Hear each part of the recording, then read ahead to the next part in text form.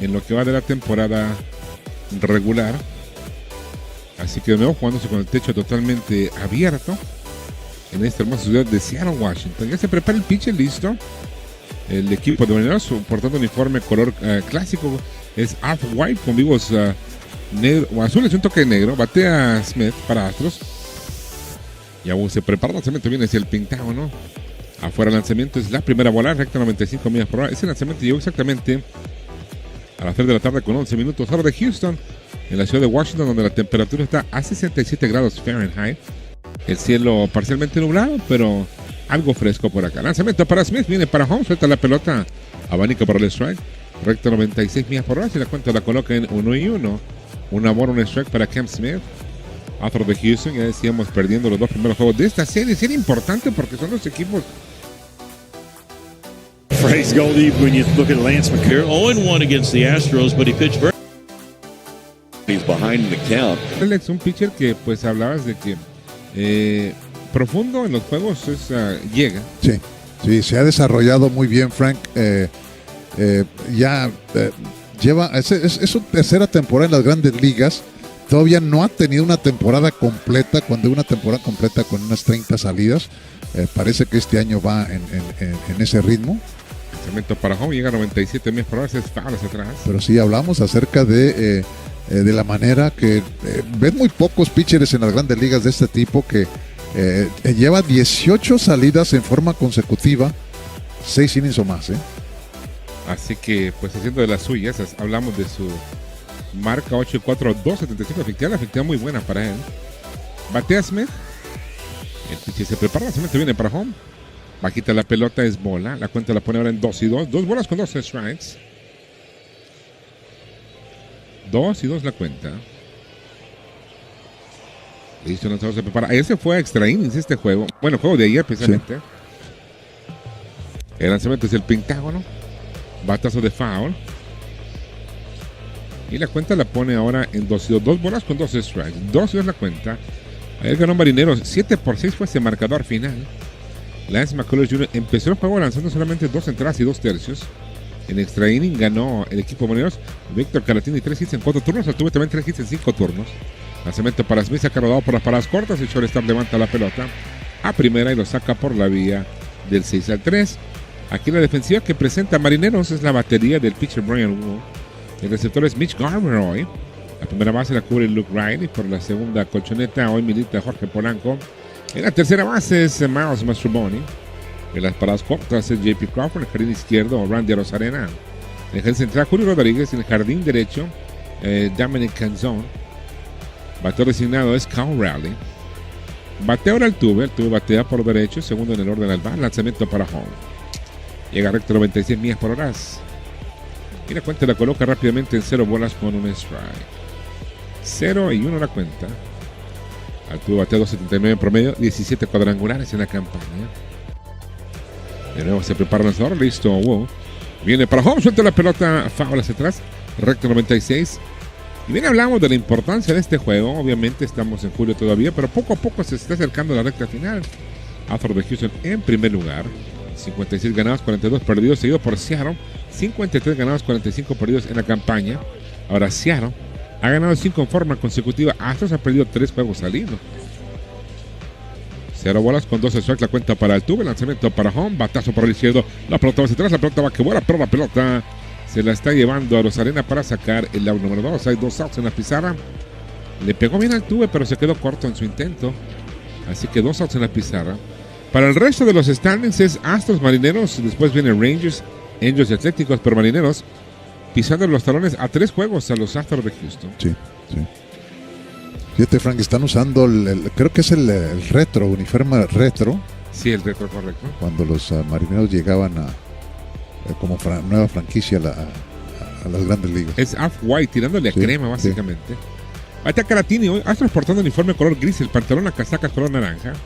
El lanzamiento para home es bajita la pelota.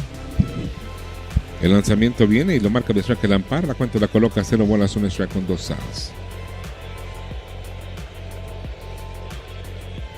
De nuevo se prepara el derecho, listo.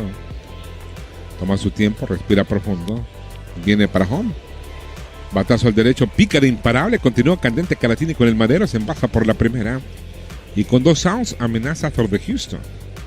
A batear viene ahora Walker, pero Caratini en primera base amenazando. Sí, fíjate que Caratini continúa bateando muy bien, especialmente en el mes de julio, Frank. Ha bateado muy bien, bateando para sin contar ese hit que acaba de conectar, bateando para 354 con 4 jonrones, 14% en el mes de julio. Todavía le quedan 10 días más al mes de julio. Bate ahora Walker. El lanzamiento para home. Afuera el ofrecimiento. Y la cuenta la pone ahora una bola con 0 strikes, 2 outs.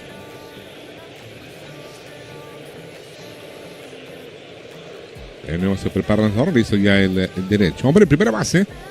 Walker con 12 cuadrangulares. El lanzamiento lo marca de strike el umpire. Y la cuenta la coloca ahora. Una bola, un strike con 2 outs.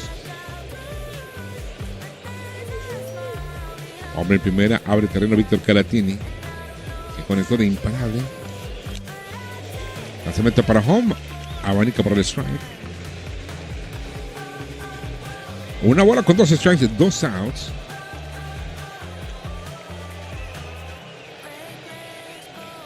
Pues hay amenaza a Thor de Houston, tercer juego de la serie y último mañana en Phoenix ante Diamondbacks de Arizona para empezar serie de 3 juegos, lunes, martes y miércoles. Se prepara el pitch derecho de nuevo, listo ya Wu. Batea Walker, que es peligroso. Lanzamiento para home. Batazo de foul, recta 97 millas por hora por parte de este lanzador Wu. Ahora Wu, 25 años, muy jovencito, 19 aperturas en la campaña con la de hoy. Su segunda en contra de Astros de Houston. Seleccionado por Seattle en la 6ª ronda del draft del 2021. El lanzamiento para Walker. Alto lanzamiento. La cuenta la coloca en 2-2 y tiene la cuenta clásica del béisbol. Sí, fue a Cal Poly, el Politécnico de California. Ahora fue All-Star este año también. Sí, nació en Oakland. 2 bolas, 2 strikes con 2 outs. Para Christian Walker, quien batea por derecho, número 8 en la espalda de Walker. Wu se prepara, listo. El lanzamiento para home.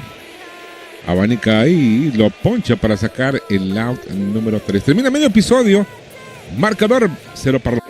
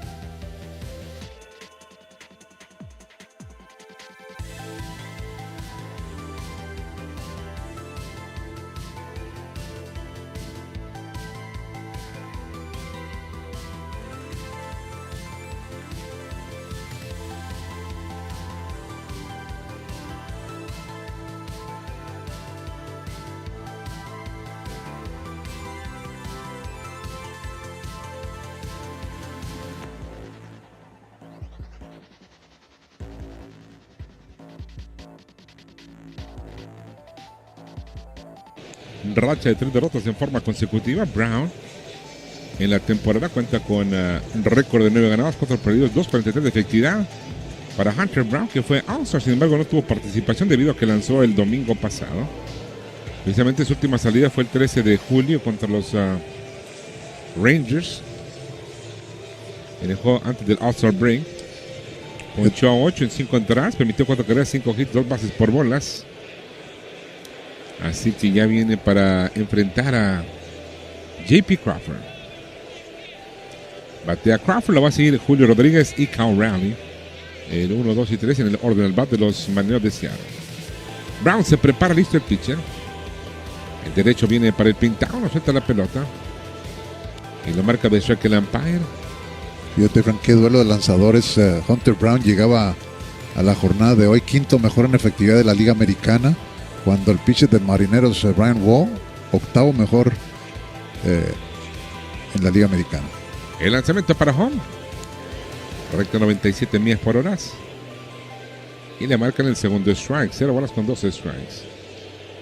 Sí, Wall, pues es un buen enfrentamiento. Obviamente podemos decir uno clásico. Los dos jóvenes. Brown también es bastante jovencito. Lanzamiento para Crawford hacia home. Batazo de foul. Ahora, no sé mucho, vimos uno también que fue Framber en contra de DeGrom o algo así. Sí, o fue Brown contra DeGrom. Fue, creo que Framber. Contra, sí. No, fue Brown, porque fue el domingo. Sí. Que sean el tú por tú.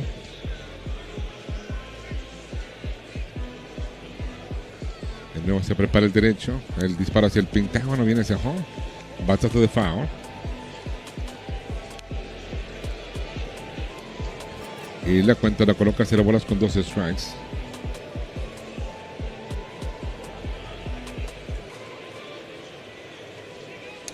Crawford ha recibido 4 lanzamientos. El derecho se prepara, listo. El disparo para el pentágono, viene hacia home. Ahí lo retrata a cuerpo entero. Un lanzamiento en recto de 97 millas por hora y lo saca de out. Así que Crawford a la banca se va silenciado. ¿Sabes qué, Frank? Es el primer inning, nada más. Pero lo que me está gustando es que el umpire me da la impresión de que tiene una zona de strike bastante amplia. Tienes dos pitchers muy efectivos con un umpire con zona de strike bastante amplia. Creo yo que este juego se va a mover con rapidez. Así que sí. La tarde de Julio Rodríguez, lanzamiento para home, manica la brisa para el strike. Y vimos el resultado, obviamente, el umpire. Y se enojó. Ahora lo que tienen que hacer, si es consistente, obviamente los bateadores tienen que hacerse a esa consistencia o ese sistema del umpire, mejor dicho. Como se dice por ahí, mientras seas consistente para ambos lados, no pasa nada. El lanzamiento para home, machucón de foul.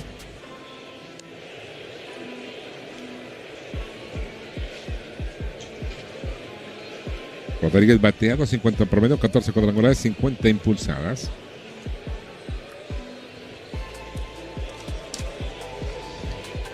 Así que Rodríguez también es peligroso.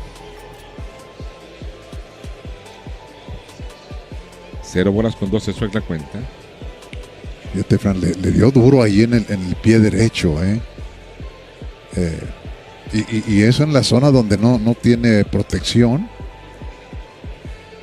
Será interesante, a ver. Claro, ahí lo están revisando, Así que lo están revisando. Viene ya Rodríguez de nuevo a colocarse. Parece que todo está bien.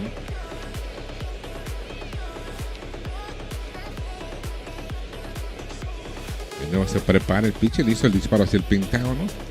Bajita la pelota, es bola. La primera bola mala.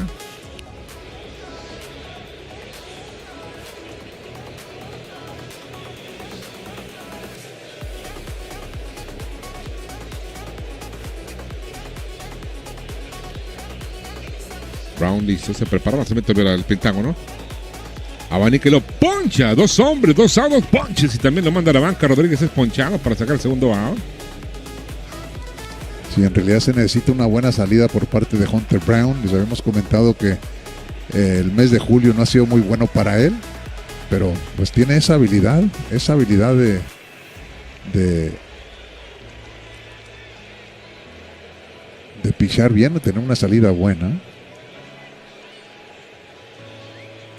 Así que aquí hay 2 outs en la pizarra. Lanzamiento hacia el pentágono. Batea el peligroso Cal Raleigh. El lanzamiento es strike.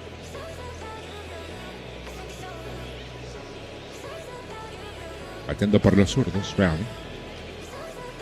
Picando de imparables, se le rompe el tolete a Cal Raleigh.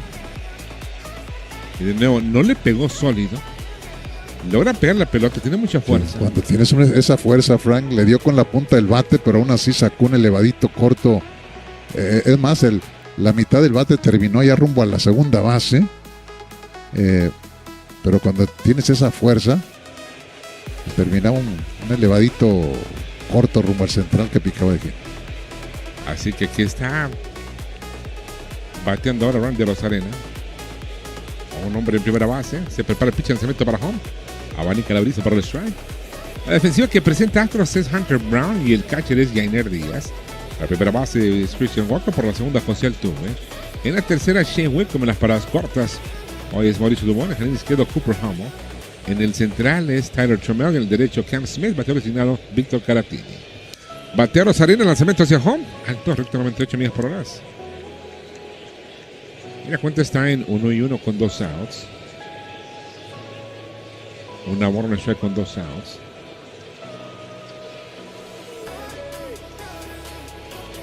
Se prepara el lanzador, listo.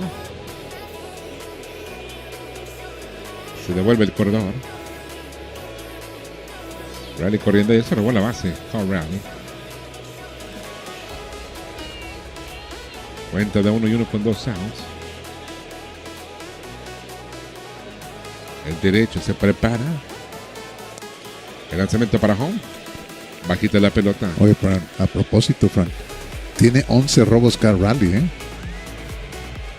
Para ser un receptor, un jonronero, 11 robos no está mal. Tiene 11 robos en 13 intentos. 2 bolas, 1 strike con 2 outs. Lanzamiento hacia home. Rodado de foul. Y la cuenta es en 2-2. 2 es la cuenta.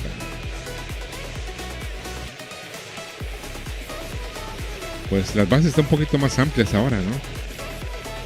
Sí, es por eso que ha aumentado la cantidad de robos de base en los equipos.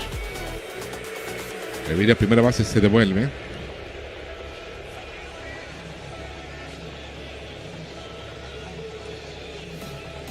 Randy Arozarena batea. Lo tienen 2-2 con 2 outs. Pues mira, solamente ha enfrentado a 3 Hunter Brown, pero se ve que viene en ritmo, por lo menos hasta el momento. El disparo para home.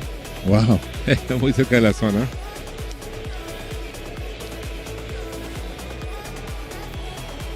Y apenas estamos empezando. Arozarena es un buen bateador. Sí, a propósito, Arozarena ha bateado muy bien últimamente, ¿eh? Déjame darte los numeritos esos. El mes de julio para Arozarena ha estado bateando para 3.15 con 8 jonrones en el mes de julio, ¿eh?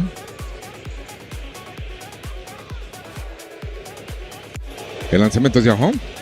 Abanica y lo poncha. También lo sienta Arozarena. Enfrentó a 4, ponchó a 3 y lo manda a la banca. Así que termina una entrada completa.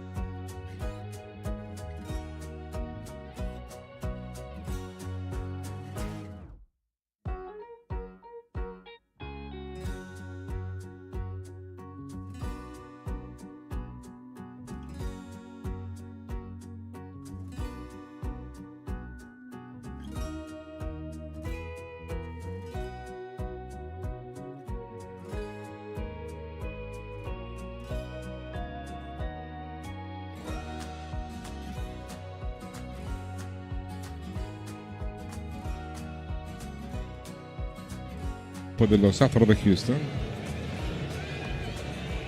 Marcador 0-0 entre estas dos escuadras. Ya se prepara el pitcher, listo. El derecho para enfrentar a Yainer Díaz ahora. El lanzamiento viene hacia el pintado, suelta la pelota, batazo de foul. La cuenta la coloca, 0 bolas, 1 strike. Pues vino Hunter Brown habilidosamente, enfrentó a 4, incluso dominó los 4, si bien pudo conectarle de imparable Cal Raleigh, pero pues porque la pelota picó terminada con un bat quebrado. Va para tercera base.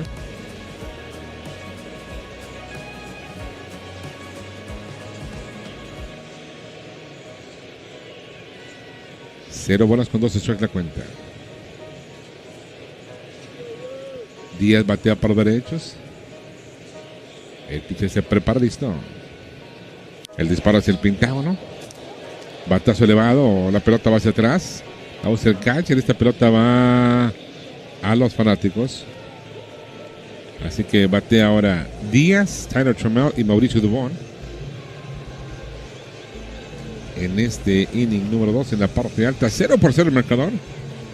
Apenas arrancando en lo que es el tercer juego de la serie. Wu lanzando. Se prepara de nuevo, listo. Viene hacia home. En un swing arrepentido logra tocar la pelota. Esta se va hacia atrás.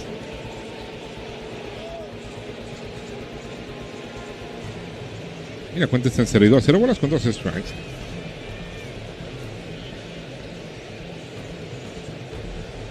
De nuevo se prepara el pitch derecho. Se mete desde el pentágono. Bajita la pelota. El umpire de primera base dijo que se abanicó. Wow. Lo y que, lo está sacando. Lo que me sorprendió es que él hizo swing Díaz. Si nos dan la repetición, un slider que estaba como 2 o 3 pies afuera de la zona de strike. Así que sí, exactamente. Pero bueno, lo está marcando de out. Viene a batear ahora Taylor Trammell. Trammell batea por los zurdos.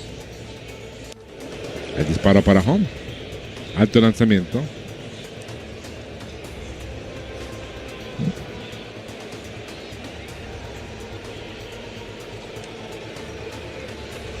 El derecho se prepara, de nuevo listo el lanzador. Viene para home. Alto lanzamiento.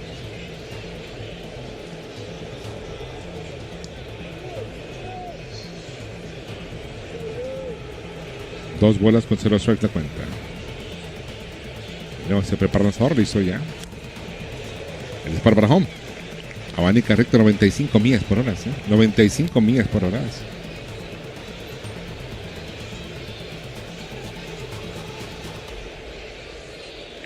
Hablando del clima en Seattle, 65 grados en estos momentos. Sí, ya. Y va a bajar a 53. El disparo hacia el pentágono viene. Abanica lo hizo para el strike, 95 millas por hora. Así que el tú por tú estos dos. ¿Sí?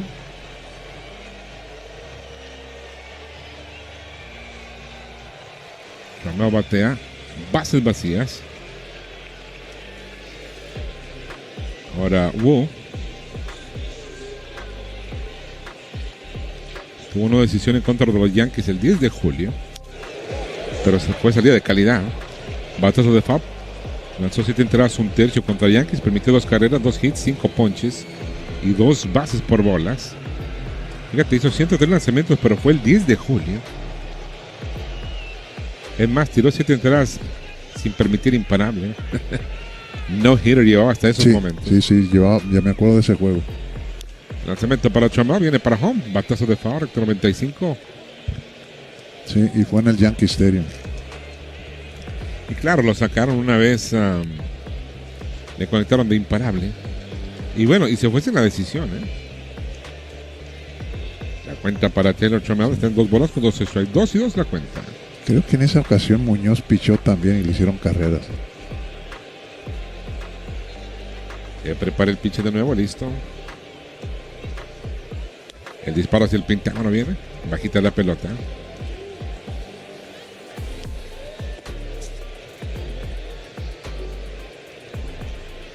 Romeo.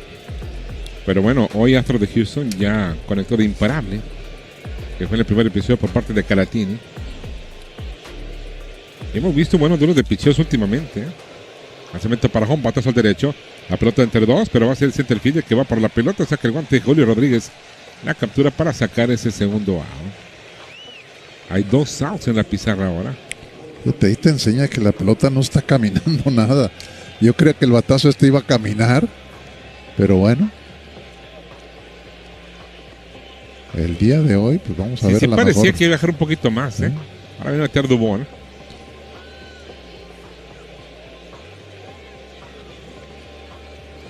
Dubón bateando por los derechos.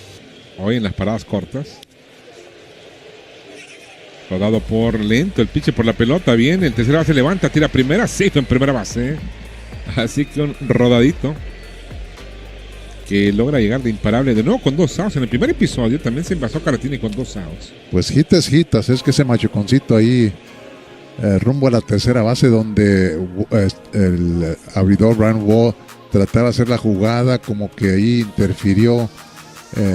Pero bueno, lo mejor de todo es que llega Dubón con el infield hit.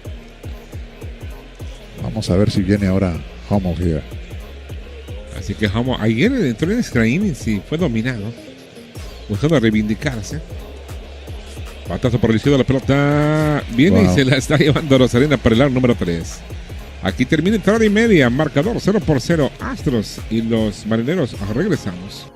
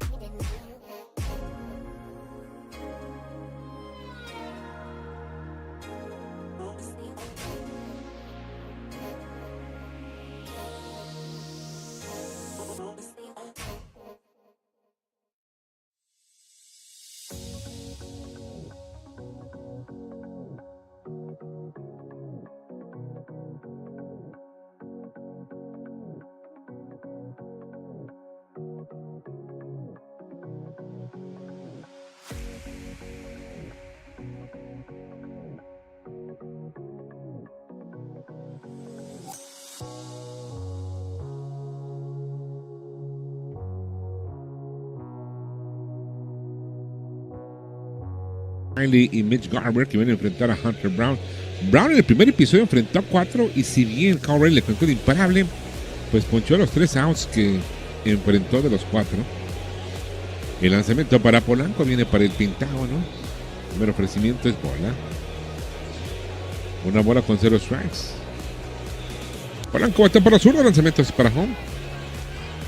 Recto 95 millas por hora. Y es la segunda bola mala, 2 bolas con 0 strikes. Polanco, veterano de 32 años de edad, de San Pedro de Macorís, República Dominicana. Debutó en 2014 en Grandes Ligas. El lanzamiento para home. Ahora sí lo marca de strike el umpire. La cuenta la coloca en 2 bolas, 1 strike. 2 y 1 cuenta. Brown lanzando, ha hecho 20 lanzamientos. Polanco militado con Minnesota, militado con Seattle. El disparo para el Pentágono, aquí todo el ofrecimiento. Entre los mejores años de Polanco, pues ha sido siempre consistente. De por vida él batea 2.62, nada malo. Tuvo una temporada donde batió, bueno, donde batió 2.95, que fue el 2019. Ese año sacó 22 jonrones, pero también sacó 33 cuadrangulares el 2021. Pero ahí tiene una cuenta. Lanzamiento para Polanco, viene para home, batazo elevado. Ese fue en la recta 96. El tercera base por la pelota. Whitcomb la persigue, se abre de foul. Se le acabó el terreno. Así que la cuenta lo pone en 3 y 2. 3 bolas con 2 strikes.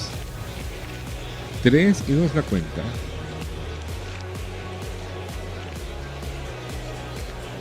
Bateando por los zurdos, por el lado de los equivocados.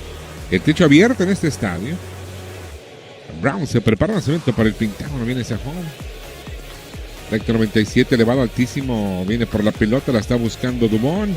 El catracho saca el guante, la captura para sacar el out. Así que hay un out en la pizarra.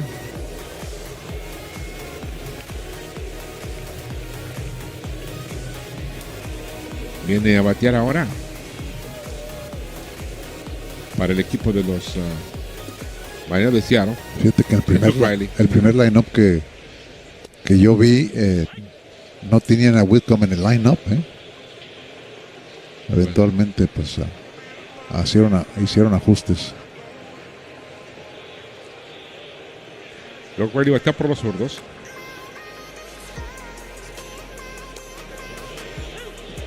Un equipo hambriento de llegar lejos en la postemporada. El de Marineros, uno que no ha llegado a Serie Mundial. Es más, no ha llegado a Serie Mundial.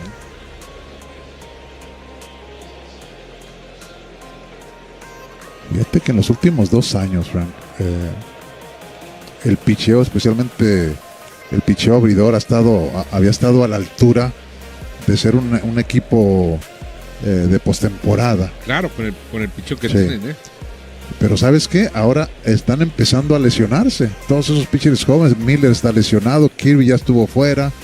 El otro también, que se me olvidó el nombre, acaba de regresar. Lanzamiento a que lo poncha, lo saca de combate en 0 y 2. Lo está mandando a la banca, correcto, 98. 2 outs en la pizarra. Y Castillo estuvo fuera también, pasado un poco, ¿no? Sí, sí. Yo te digo, en el béisbol se dice que la ventana va a estar abierta solamente por cierto tiempo. Si no aprovechas, pues estás en problemas. Batea Mitch Garber ahora, lanzamiento para home como catcher. Sí, estás en problemas. Algo que se le tiene que dar mucho crédito tanto a los Astros como a los Dodgers, porque han tenido una década en cuanto a ventanas se refiere y la siguen teniendo abierta. Garber batea por derecho, lanzamiento para el Pentágono, viene línea por la izquierda, la pelota va a picar de imparable. Cooper Hamos recoge la pelota, viene el tiro hacia el cuadro. Ese sencillo, ese sí fue sólido. Buen batazo por parte de Garber, lo coloca para la primera base con 2 outs. Y que viene a bater ahora es Dominic Canzón.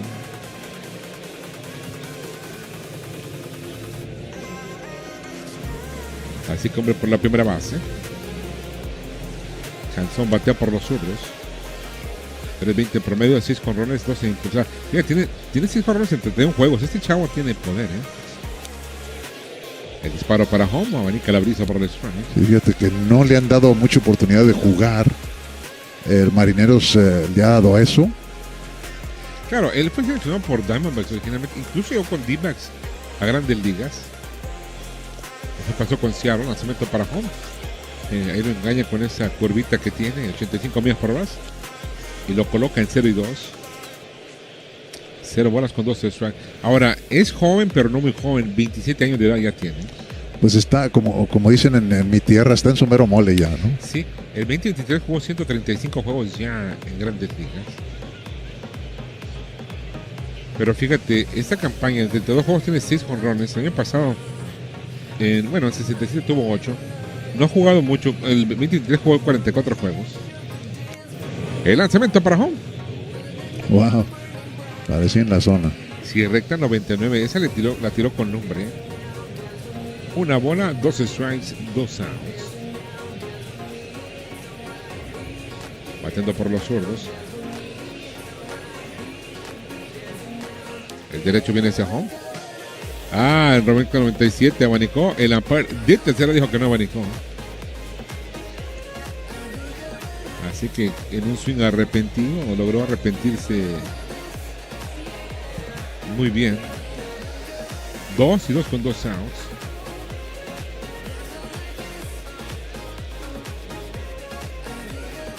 El pitcher listo de nuevo. Viene para home. Ahí lo retrató de cuerpo entero. Lo deja con el tolete al hombro. Terminan 2 entradas completas. Habilidoso el muchacho. Otro ponche más que receta. Ya son 5 de Hunter Brown. 0-0 después de 2 entradas. Astros, Marineros.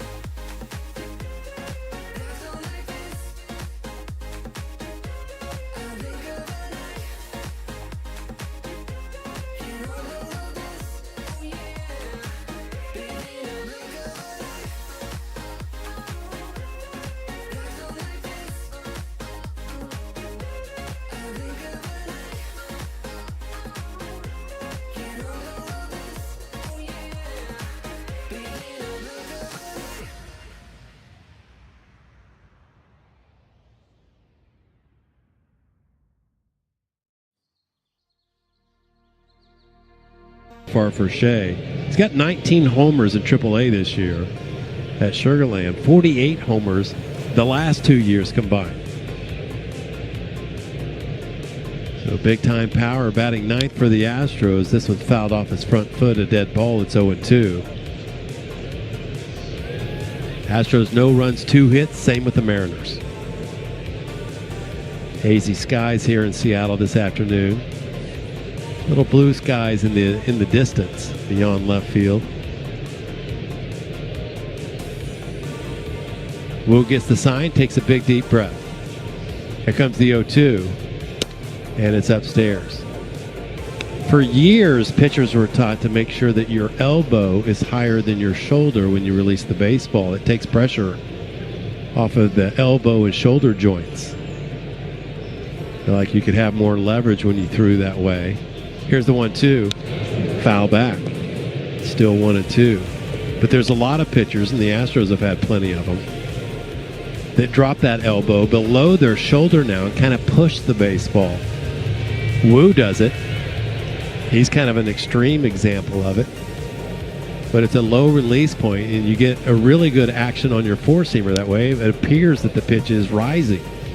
This one's fouled to the left. It's still 1-2. I can recall 15 years ago when you'd have a pitcher who, like you described, kind of pushed the ball, had the elbow lower than the shoulder, that if you drafted a guy like that, you immediately went to change his mechanics. Remember hearing guys talk about that 15 years ago. You always thought they were going to hurt themselves. Here's the 1-2, and it's high. The best example I really remember of somebody doing it to really good effect was Sid Fernandez, left-handed pitcher with the New York Mets. Remember when he came up? Oh, yeah. It was like you couldn't see it at all. It's like he was throwing it from his armpit. Here's the 2-2 to Whitcomb. And strike 3, low and away. He painted it. That fastball low and away on Wickham, and that's the first out of the third inning. Yeah, not much you can do about that. Good pitch. Yeah. Third strikeout for Wu. Here's Cam Smith, the leadoff batter. Astros have been having to play a little whack-a-mole with the leadoff spot, with Pena getting hurt. Now Paredes is hurt. Now Cam Smith in there leading off. Pitch running in on Cam. He swings through it. It's 0-1. Cam's 0 for 1. He grounded out to start the game. One of the reasons it kind of makes you sick that Isaac Paredes got hurt, not only because he was doing so well, is because of what he really provides in the lineup as a whole. Yeah. Here's the 0-1. Breaking ball is low. One of the reasons why the Astros wanted to target Isaac Paredes, well, a couple of them, because he's tailor-made for Dyke Park, is one of them. But the other is because of how many pitches he sees. And it reminds me of something that we heard in L.A. just a week ago. Here's the 1-1. Swing and a miss, 1-2. Dave Roberts was asked about the absence of Max Muncy, who hurt himself about a week and a half ago, and he said it's really going to hurt us because of his at-bats and how many pitches he sees. And if you think about it, Paredes sees about an inning's worth of pitches per game. Swing and a miss. Went after a high fastball. Back-to-back strikeouts for Wu, and there's 2 away. There was one game that Isaac Paredes set the Astros record in the last 25 years when he saw 37 pitches in 4 at-bats. Yeah, 37. Just hard to replace that. Yeah. 2 outs now for Altuve. Altuve flied out to left field his last time up. Struck it pretty well. Wu out of the windup. Scoreless game. First pitch is outside. In the month of July, among American leaguers, Altuve first in RBIs with 17. And second in batting average at .382. Here's the 1-0. Ground ball to the left side. Easy play for the third baseman, Mastroboni. And he throws out Altuve by a few steps for the third out of the inning. First 1-2-3 for Wu. We played 2.5 in Seattle. Astros nothing, Mariners nothing.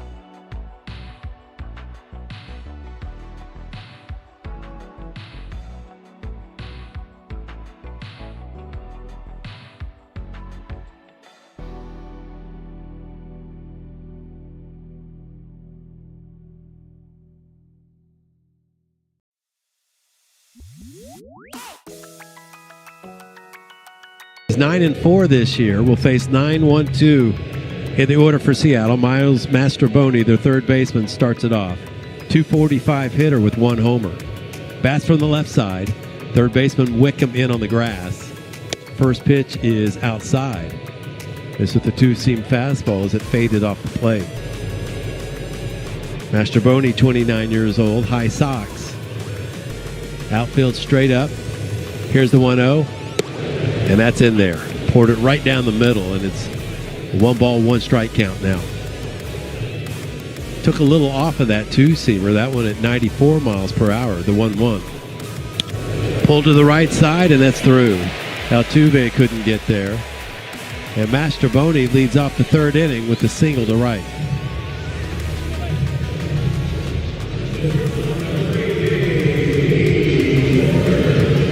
That'll bring up J.P. Crawford, who struck out looking his last time up. Crawford from the left side. Open stance, goes the other way well. Hummel in left field's playing pretty shallow. Brown set at the belt. First pitch swinging. Hits it to center field. Back on it, Trammell. He's got room in front of the warning track. Gets behind it and gets off a good strong throw to second base to keep the runner at first. There's 1 out. The cutter that was basically center cut. And Crawford putting a pretty good swing on it, but Trammell ran back to the spot in the ballpark, able to hold it. Here's Julio Rodriguez. He struck out his last time up. 249 hitter with 14 homers. He was an all-star. Brown set at the belt. And the first pitch to Rodriguez is a cut fastball missing outside. Rodriguez chose not to participate in the All-Star festivities this past week in Atlanta. He said more than anything felt like he just needed a mental reset. 1 ball and no strikes. Here's the pitch, and it's a strike. It's 1-1. Mastroboni on first base, 4 for 7 in stolen base attempts. Middle infielders for the Astros pitch toward the middle. They're looking for a grounder. 1 out, runner on first. Quick throw over to first, pretty close, but Mastroboni in there, diving back to the bag. Yeah, he's trying to get a read on Brown. Been watching Mastroboni the last few pitches. He's looking for a spot where he thinks he can take off. Makes sense in a game like this. Here's the pitch. In on the hands, hit weakly to the left side. Dubon charges. Can't get rid of it. Now does, and barely gets Rodriguez. Rodriguez wants him to take a look at it. I thought they barely nipped him. Dan Wilson asked the umpires to take a look at it. He puts his hands over his ears. Seattle challenging the out call at first base. I don't think Dubon could get it out of his glove quickly enough. Had trouble with that transfer. Hard to tell from the first look we got. I thought initially he barely nipped him when I saw it in live action. We haven't gotten a great view of it yet. Yeah, it was kind of blurred, the view we've got. Field's overturned. The runner's safe. Seattle retains their challenge. Oh, that was quick. All right, we get it slowed down here. Yeah, he definitely got that left foot on the bag. Yeah, that ball was about 6 inches from the glove. So give an infield single to Julio Rodriguez. You wonder if part of the reason Dubon had trouble getting that ball out of his glove is if he was thinking about maybe going to second to try and force Mastroboni, but that would have been a much more difficult play. Well, it's not what you wanted with this guy coming up. Here's Cal Raleigh. Broken bat single his last time up, but ever dangerous. Leads the league with 38 homers and 83 RBIs. Batting from the left side, he's a switch hitter. Right on top of the dish. First pitch, and it's fouled straight back. They got a piece of the umpire. Todd Tishner looked a little dazed and confused. Eder Diaz walks a new baseball halfway out to the mound to give Tishner a chance to shake it off. It's an 0-1 count to Raleigh. No score, bottom of the 3rd. Big moment in this game already. Mariners are 5-4 against the Astros this year. These games mean a lot. Here's the 0-1. Held up on the swing. It was high. It's 1-1. After today, these two teams won't see each other again until September. Just one more series between these clubs, and that'll be in Houston. As a matter of fact, the last 3 home games of the season for the Astros. The 1-1 to Raleigh. Runners go. Here's the pitch. It's high. Throw down. And it's dropped. Probably safe to begin with. But it's a double steal for the Mariners, putting 2 men in scoring position with one away, and the Astros could think about walking Raleigh now. I would take the bat out of his hands, to be honest. Yeah. They're not going to. It's a 2-1 count. Infielders are in, except for Altuve, who's on the right side. He's halfway in the dirt. Brown comes set. Out of the stretch he goes. 2-1 is high, ball 3. Well, I think if you ever get a chance to take the big boy out of the equation, you do it. And now Yainer Diaz is going to go out and talk to Hunter Brown. But if you can take the bat out of Cal Raleigh's hands right now, you should. I agree with you. Even though Arozarena on deck has been hot, I'd rather face him than Raleigh. But if you have an opportunity to take that bat out of their hands, you do it. At the fans on their feet here in Seattle, pretty excited about Raleigh, and they should be.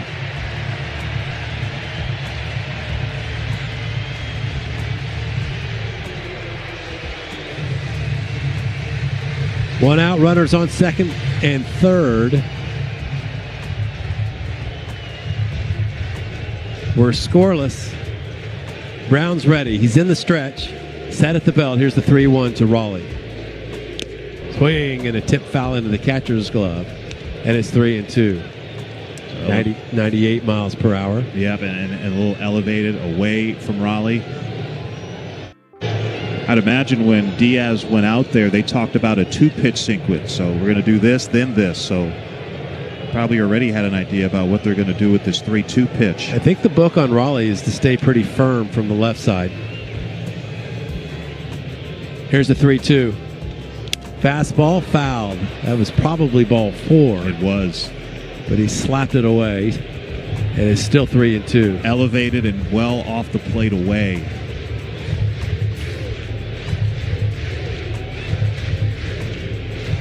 Astros would like to get out of town before Raleigh gets hot again. Now timeout's called. Yeah, 7 for his last 49, Cal Raleigh.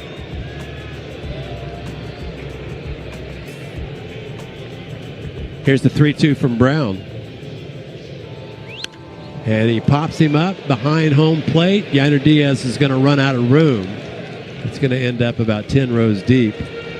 And it's still 3-2. Crowded him with a fastball there.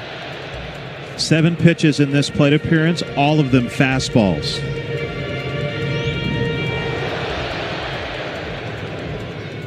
.75 ERA in his last 4 games here in Seattle for Hunter. Here's the pitch, and it's just outside, ball 4. It's going to load him up.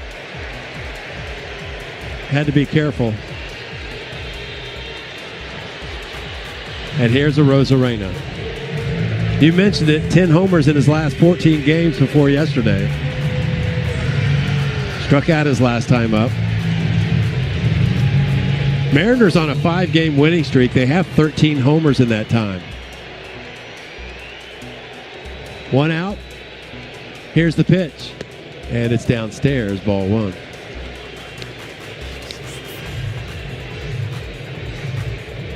Arozarena, a .313 hitter with the bases loaded this year. That includes a grand slam against the Astros back in April. The 1-0. Foul straight back. He was on it.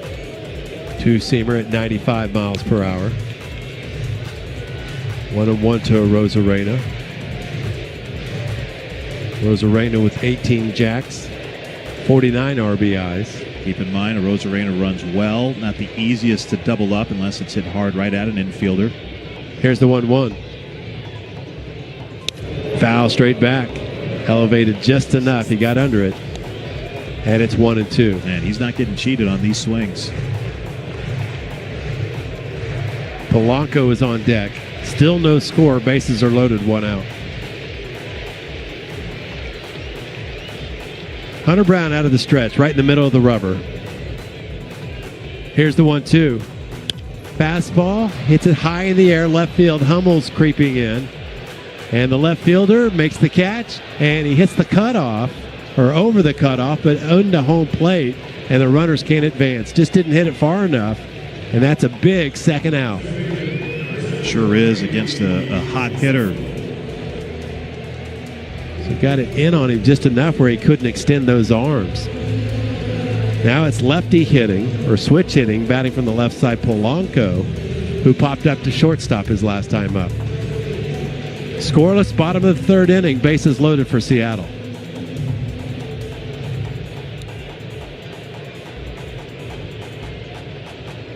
Brown comes set, checks the runner. And now a timeout's called by Yainer Diaz. Wanted to make sure that Hunter Brown and him are on the same page. 53 pitches now for Brown. Very laborious inning here, trying to get out of it unscathed. Here's the pitch, breaking ball, and it's a little bit low, just below the zone. It's 1-0. Polanco, 257 hitter with 15 home runs on the year. Got off to a torrid start. Here's the 1-0. Breaking ball. That one's low. It's 2-0. So sticking with the curve, first two pitches, neither of which missed by a lot. Both of them just below the knees. But no place to put them.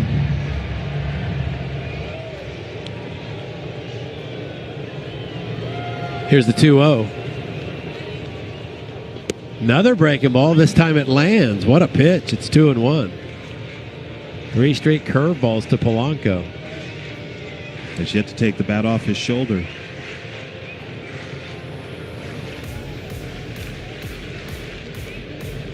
Here's the 2-1 pitch. Swing and a foul straight back into the upper deck. It's 2-2. Spat him up with the fastball at the letters. Among American leaguers, Hunter Brown's second in opponent's batting average, third in strikeouts, fourth in ERA. Does he go back to the curve on 2-2? Polanco asked for timeout, now creeps back in there. It's a 2-2 count. Here we go. Brown's pitch. And it's pulled, and that's a base hit to right field. Cam Smith has it. He'll hit the cutoff man, and 2-run score. A solid single to right field for Polanco, and it's 2-0.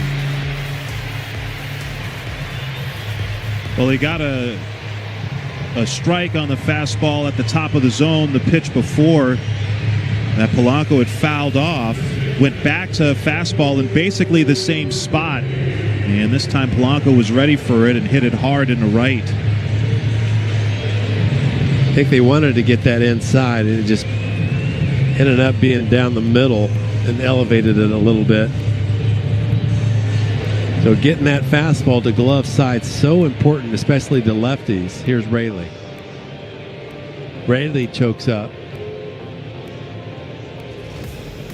First pitch, and he misses low. That was the changeup. A lot of pitches this inning for Hunter. Now with 59, they need some length out of Brown in this game after the way they used their bullpen yesterday. 1-0 pitch, swing and a miss. Back-to-back changeups, it's 1-1. Polanco, not much of a threat to run at first base. 3 for 5 in stolen base attempts. Over to first base, a lob throw. Getting back easily is Polanco. Polanco 3 for 5 stealing bases this year, not running as much as he has in the past after that knee surgery. Here's the 1-1. Breaking ball, misses low and in. That one bounced. It's 2-1.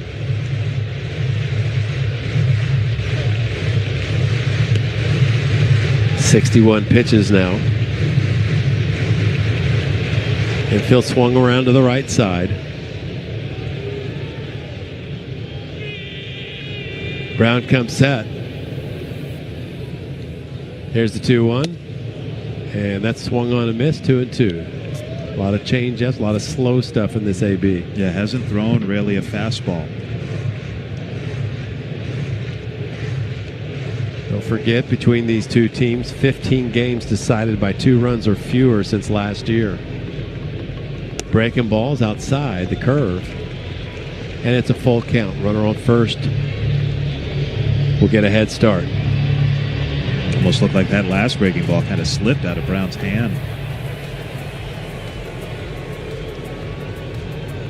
Here's the payoff pitch. Swing and a miss. Change up as Rayleigh swings through it. And that'll be the 6th strikeout for Hunter Brown, but he gives up a pair. 2 runs on 3 hits, 2 men left for Seattle. And we play 3 now at T-Mobile Park. Seattle leads the Astros 2-0.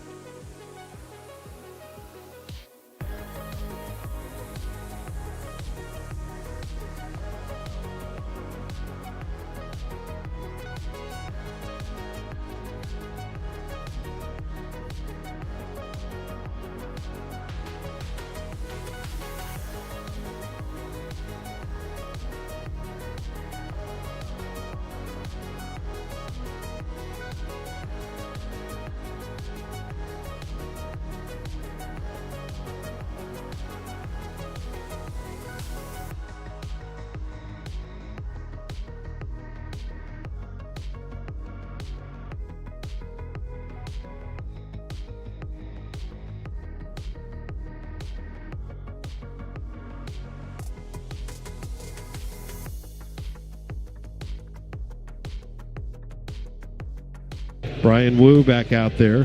Caratini singled his last time up. Switch hitter batting from the left side. Wu's first pitch is a shot. It's a grounder, though, right at the second baseman Polanco, and he throws out Caratini. 1 pitch and 1 away here in the 4th. Here's Walker. Christian Walker struck out his last time up. Astros trail 2-0. 2-run single by Polanco in the bottom of the 3rd. That's the difference.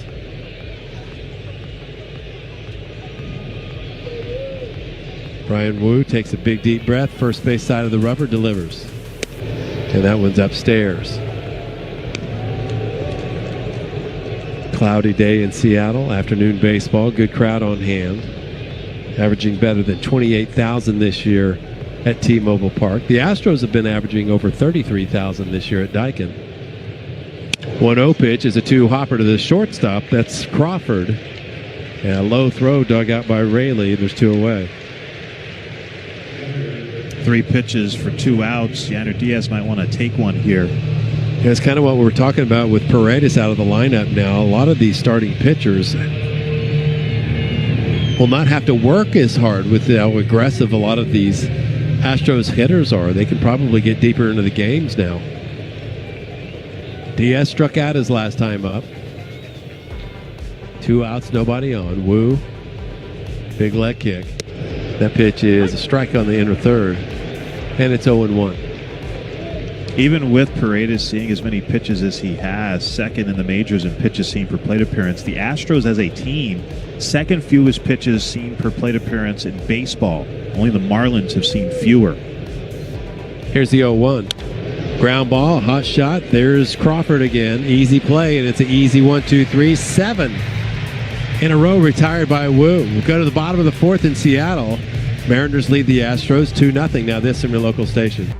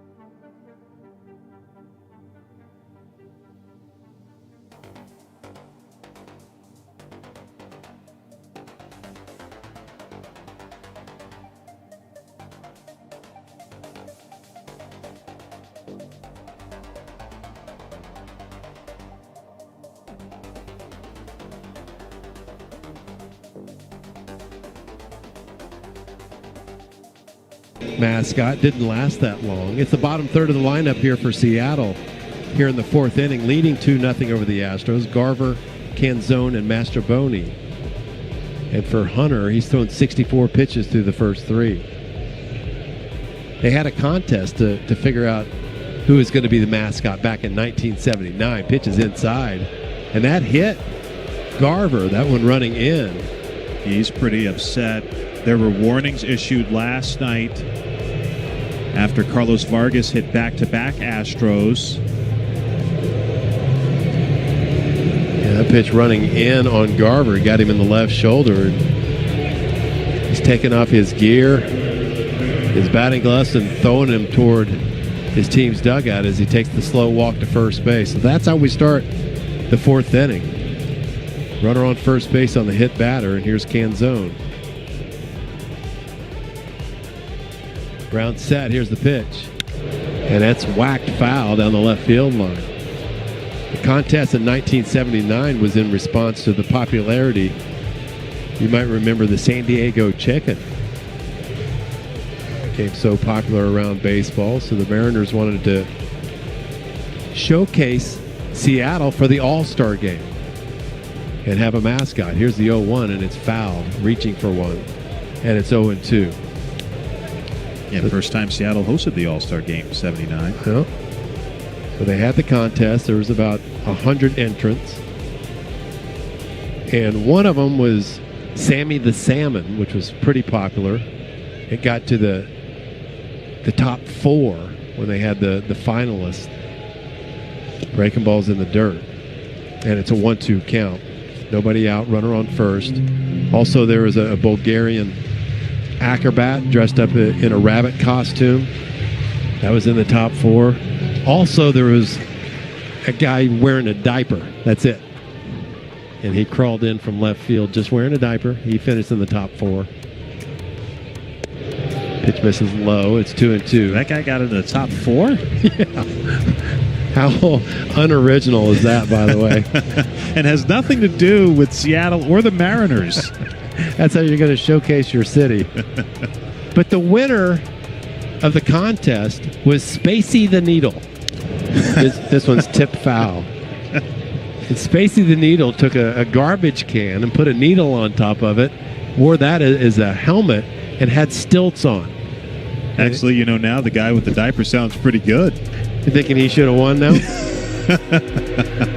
So Spacey the Needle had 62-inch inseams on these pants that he had to wear over the stilts. Pitch misses inside. It's 3-2. And it was Spacey the Needle who won. Diaper guy, I'm not sure what happened. But Spacey the Needle didn't last very long at the Kingdome, of course. The instability of those stilts just wasn't going to cut it, and lasted about 10 games. That's it. This one's in the center field. Trammell coming in. He makes the catch. Astros center fielder, first out. Started with the jump, change up to Canzone, hit it off the end of the bat. Trammell read it well. One out runner on first for Mastroboni. Mastroboni got things started last inning. He singled and came around to score. Two-round single by Polanco is the difference in the game. Yeah, stilts don't seem to work well for a mascot. You think about mascots and how they patrol the ballpark and things like that. Hard to do that on stilts. Yeah, they figured that out. Third baseman Whitcomb's in. First pitch is low. Oh, that was a strike.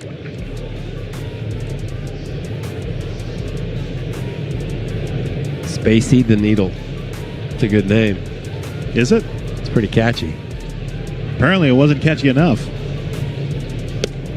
There's a strike. It's 1-1. Kind of a strange and interesting beginning that this Mariners franchise had.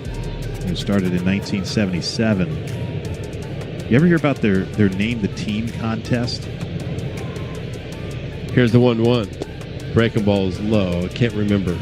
So, like a lot of teams, you know, before they began, they had a contest to determine the name of the franchise. And as you can imagine, quite a few people wrote in Mariners, so they had to choose one of the entrants for that.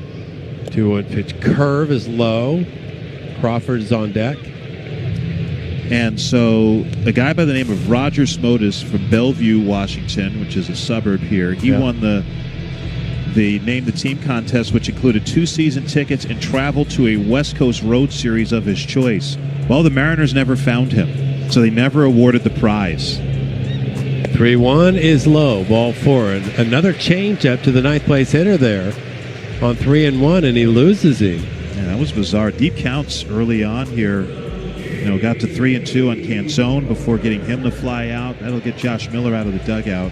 The team leader with runners in scoring position comes to the plate. It's J.P. Crawford. He's 0 for 2. Yep, Miller, Astros pitching coach, out of the dugout. But yeah, Roger Smotus, Bellevue, Washington, won that Name the Team contest when the franchise started and never claimed his prize. The Mariners been looking for him, called his phone, went to his home address that he had listed, and never found him. So they never gave away the 2 season tickets and traveled to a West Coast road series of the winner's choosing.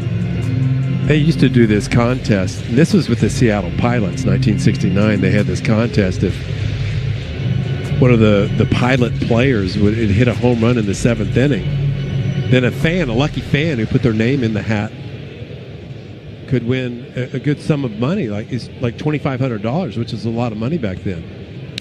Tip foul, in and out of the catcher's glove, strike 1. Shoot, that's a pretty good chunk of change now. Exactly. But what happened on one day, a Mariners pitcher came up to the plate and hit a home run with the bases loaded, and that was worth 10 times as much. So here's the 0-1. This was fouled away. It's 0-2. So some lucky fan was going to win a really big chunk of change. And one of the guys on the Pilots team decided to play a joke on that pitcher who hit that home run and acted like he wrote a letter from the fan. This one's fouled back. He said, "I'm going to give you half of the money. I'm so grateful." And it meant a lot to the pitcher. Those salaries back then, guys were making about $18,000-19,000 a year, right? Right. So he was going to get a big sum of money. But they found out later that Jim Bouton, his teammate, was the one who wrote that letter, and that guy never talked to him again. There's the 0-2. This one's popped up foul. Of course, Jim Bouton's known for some other writing that he did in that 1969 That's season. Right. The Seattle Pilots and the Houston Astros later on that year. Funny how handy he was with a pen. Mariners lead 2-0, bottom of the fourth inning. 1 out, runners on first and second for Seattle. Here's Brown's pitch. Curveball, and he got him. Strike 3. Swing and a miss there. Big strikeout. His 7th. And there's 2 away for Julio Rodriguez. And of course, that book, Ball 4, written by Jim Bouton about his 1969 season, really one of the first kind of tell-all baseball books from a player's perspective. And his teammates said that they'd see him all the time writing on pieces of paper, on popcorn boxes. Yeah, had a notepad all the time. Ground ball up the middle, and that's through. That's going to score a run. Mariners are going to take a 3-run lead. Bouncer up the middle for Julio Rodriguez, out of the reach of Mauricio Dubon. And it's 3-0 Mariners. I think Brown wanted that two-seamer further in than it was. Got a lot of the inner third. Yeah, looking at the replay, Diaz was set up further inside, and that's not where that pitch was. And that really hurts with 2 out, especially after you get a hitter like Crawford. Especially when you got to face this guy. Here's Raleigh. He's singled and walked so far. 38 home runs. Over to first base, Julio Rodriguez dives back safely. He has 17 stolen bases.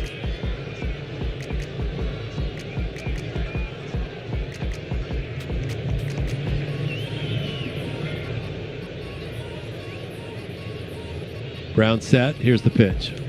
Runner fakes like he's going at first base, but stops. Pitch misses outside. It's 1-0. First pitch curve to Raleigh. Astros activity in the bullpen. That's Caleb Ort. Here's the 1-0.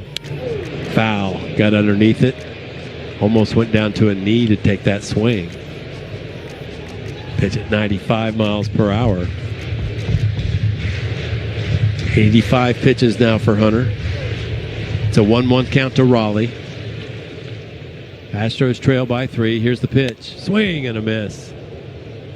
Waved at that one at 96 miles per hour. And it's 1-2. Yeah, way off the plate away.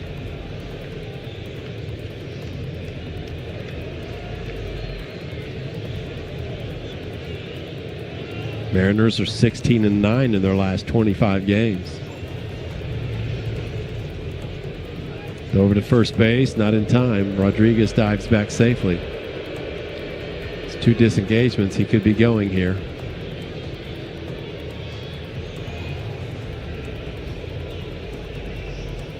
Raleigh chokes up.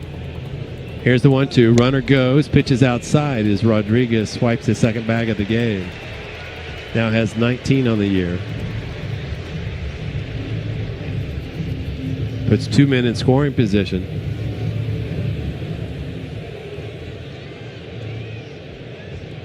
Ground set. Here comes the 2-2. Fastball up and away. 3-2.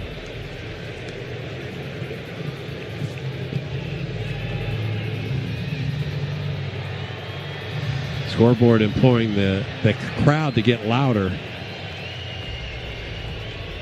Brown comes set, now steps off the back of the rubber.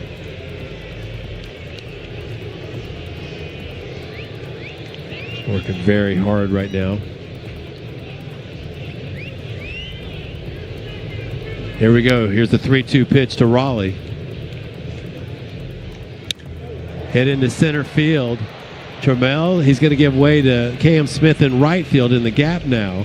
And Cam makes the catch for out number 3. So 1 run on 1 hit, 2 men left in scoring position. We'll go to the 5th inning in Seattle. Mariners.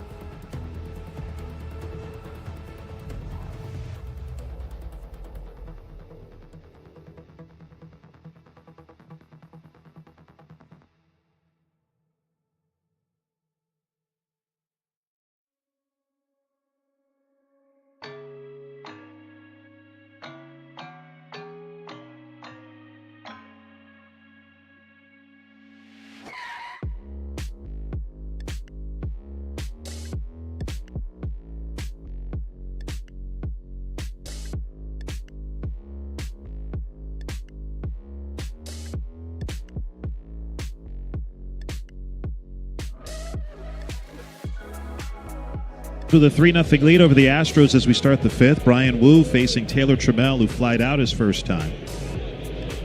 Pitch on the way. And that missed a bit down for ball one.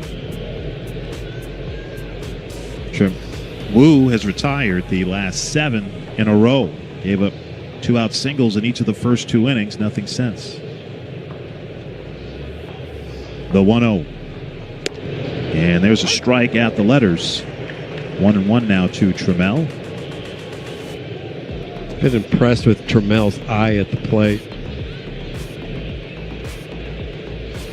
Orange batting gloves to match the orange uniform tops the Astros are wearing today. The 1-1. Trammell checked to swing, but that changeup is in the strike zone, and it's 1-2. Caleb Ort continues to throw in the Astros bullpen. Looks like he's going to be in. Yeah, so Hunter Brown must be done. A laborious outing for Brown. Trammell, the two-tone bat, waiting for a 1-2. Wu delivers, and that's high. It's 2 balls and 2 strikes. Brown with 89 pitches through 4 innings.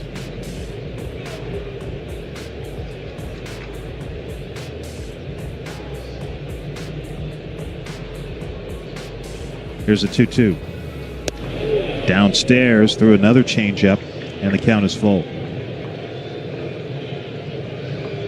Astros, after this game, continue this 6-game road trip with a 3-game series starting tomorrow in Arizona.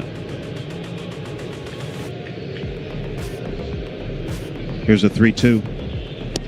And that just missed inside. 96 just off the plate. There's that eye you were talking about of Trammell.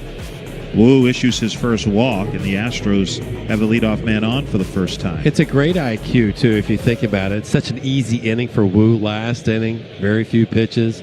Trammell knows the Astros need some base runner. Just be patient. Yeah, 5 pitches thrown by Wu in the 4th. He threw 6 pitches alone there to Trammell. Here's Dubon, infield hit in the 2nd, the Astros' last hit. First pitch. That sails inside. So 8:40 first pitches in Arizona tomorrow and Tuesday. 2:40 first pitch on Wednesday. Colton Gordon will get the start for the Astros tomorrow against Zach Gallen.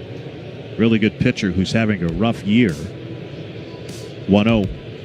And Dubon lifts this one in the left, and that's going to get down in front of Arozarena for a single. So the Astros have 2 men on with nobody out in the 5th. Dubon 2 for 2. Yeah, Dubon had the infield hit. Now this solid single. And that'll bring up Hummel, who lined out to left center his first time. Garver goes to the mound for a word with Wu. Tuesday night, it's Framber Valdez for the Astros against Arizona lefty Eduardo Rodriguez. Astros have yet to name their starter for the day game on Wednesday. Brandon Pfaadt will start that one for the Diamondbacks. Diamondbacks come into today looking for a series sweep over the St. Louis Cardinals, currently leading the Cardinals 5-2 in the 5th. Diamondbacks have already talked about possibly being sellers at the deadline. Yeah, one of several teams that's kind of in that gray area right now. If the Diamondbacks win today, they would be back at 500. They're 49-50. Kind of smart to let people know a little earlier. First pitch to Hummel is a strike at the knees, 0-1. You know, if there's less sellers and you got more people bidding, you can get a better package. Trammell at second, Dubon at first. Good speed on the bases for the Astros. Nobody out, top of the 5th. 3-0 Mariners. 0-1. Down and in. Missed badly with the changeup. It's 1-1. He's a little bit out of sorts, doesn't he? He does. 61 pitches now for Wu. Hummel looking to end an 0 for 16.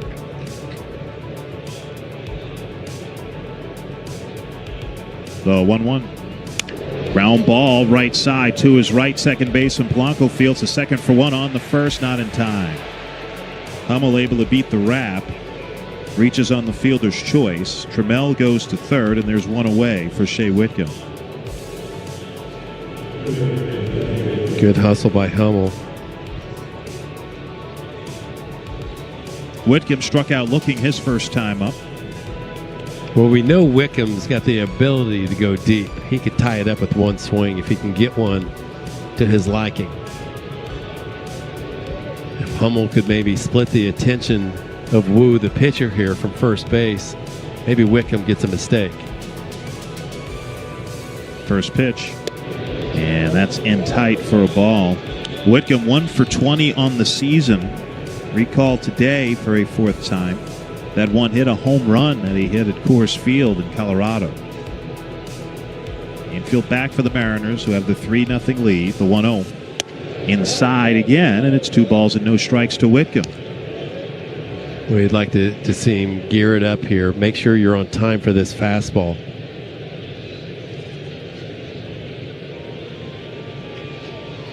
Trammell off third, Hummel off first. Now the 2-0. And Whitcomb lifts this one shallow left side. Racing out Crawford, and he drops it. Crawford got his glove on it and dropped it. The throw home by Mastrobuoni, not in time to get Trammell, who scores. And it's 3-1 Seattle. It looked like that ticked off of Crawford's glove as he was racing out into shallow left field. On the second base goes Hummel. Now, very fortunate the Astros got a gift. It looked like Crawford was going to be able to put that one away. Hit the thumb of his glove, though, reaching over his shoulder.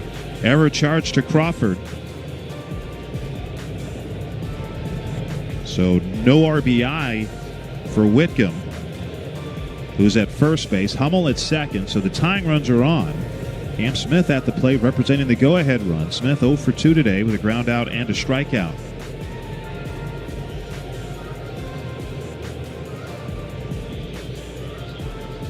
Wu the kick and the pitch. Swing and a foul. Got a piece of Garver, who gets into a push-up position. Now to his feet and limping a little bit. Strike one. Starting to walk a little better the more he moves around. It's Todd Tishner giving him some time to recuperate.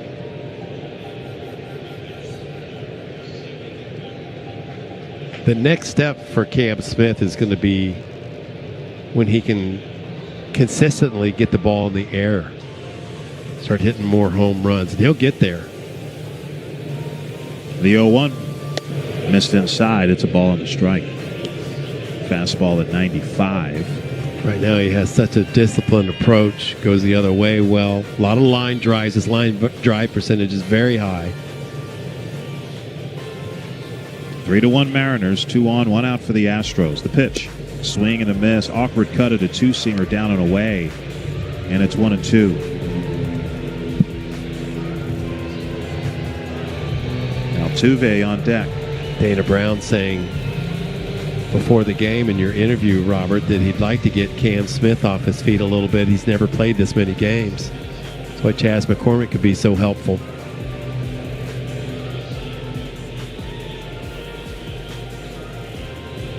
Backwards glance at second. Now the 1-2. And Smith rifles it pretty deep to right center. Canzone's racing back, looking up, and that one hops off the wall. Racing around third now, and coming home is Hummel. Right behind him, Whitcomb. Throw to the plate, not in time to get Hummel, and Whitcomb is in as well as the ball was dropped by Garver. In the second with a 2-run double, Cam Smith. We're tied at 3. Boy, that's the lift you're looking for from Cam Smith, deep to right field, driving it the other direction. And a great slide by Whitcomb, who was on the feet of Hummel, just right on his heels to score there. Slid past home plate and reached back to touch the plate. Yeah, I thought Garver had dropped the ball. He held on to it, but yeah, it was Whitcomb who eluded him on the slide. Yeah. Game-tying slide right there. It brings up Altuve with a chance to give the Astros a lead. Still only 1 out. First pitch misses down and in for a ball. That was an Astros extra base hit presented by Xfinity, the next generation 10G network only from Xfinity. The future starts now. 42 RBIs now for Smith. That was his 17th double.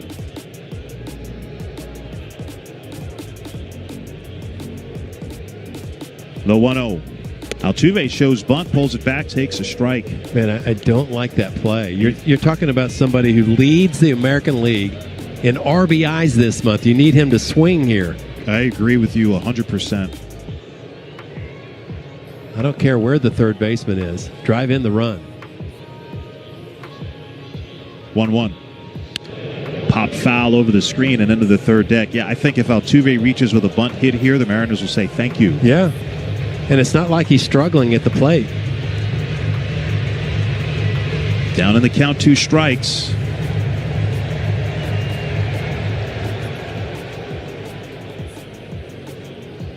Of course, Cam Smith had a 1-2 count when he hit his double. Brian Wu had retired 7 in a row coming into this inning, but Taylor Trammell, a leadoff walk. The Astros have 3 runs on the board now. The 1-2. Down and away, missed with a sweeper, and it's 2-2. Caleb Ort is ready in the Astros bullpen. He's been throwing all inning. Started throwing last inning with Brown in trouble. Looks like Hunter Brown's done after 89 pitches through 4. 2-2. Swing and a miss. Good two-seamer running down and in on Altuve, who strikes out. The 5th for Wu, and there are 2 away. And now it's up to Caratini, with Smith still at second. Caratini singled in the 1st, grounded out in the 4th. A lot of times in situations like this, Caratini doesn't wait around if he gets a pitch he likes. 3-3 ball game, top of the 5th. Pitch by Wu, and that missed inside. Astros with a 3-game lead over the Seattle Mariners. Coming into action just a week ago today, the Astros had a 6-game lead over the Mariners. The 1-0. That's down and in. It's 2 balls and no strikes. The lead has been as much as 7. And of course, when you're going head-to-head, 1 game is basically 2 games in the standings. So Astros will leave Seattle either with a 2-game lead in the division or a 4-game lead. Waiting for a 2-0 is Caratini. Smith dancing off second. The pitch, and that's a bouncing ball first base side right at Raley. Fields the high hop, takes it to the bag, and the side is retired. But the Astros put up a 3 spot to tie the score. An error scores 1. Smith drives in 2 with a double. And after 4.5, Astros 3, Mariners 3.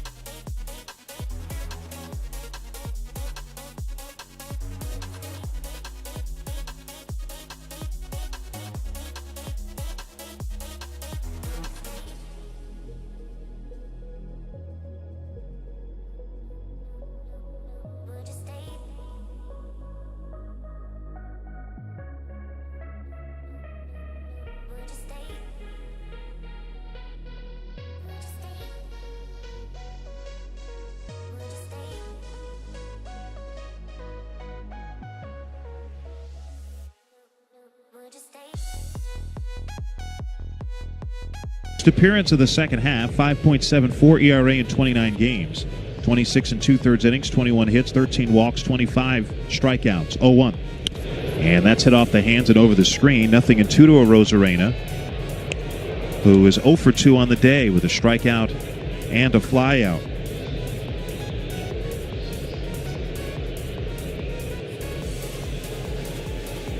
Here's a 2-strike pitch, and that's a little high. And it's a 1-2 count. Ort last pitching in the last game before the break on Sunday against the Rangers a week ago. Gave up a run in 2/3 of an inning. So that's 3 games in a row now for Hunter to struggle a little bit, right? Right. 1-2. And that's popped up. Shallow right side. Altuve looping to his left. Back rim of the infield dirt. And he makes the one-handed grab for the first out. And you know he's got to be gassed a little bit. He's such a max effort type pitcher, Hunter Brown. Yeah, over his last 3 starts, last Sunday against the Rangers, the 8th against Cleveland, and also today, Brown has combined to go 15 innings, and over those 15 innings, he's given up 13 runs. Here's Jorge Polanco, 2-run single in the 3rd. First pitch is outside for a ball. Polanco 1 for 2. Almost everybody's going to go through little stretches like that, 3-4 games during the course of his season. But it's noticeable when it's Hunter as well as he's pitched this year. Right. 1-0.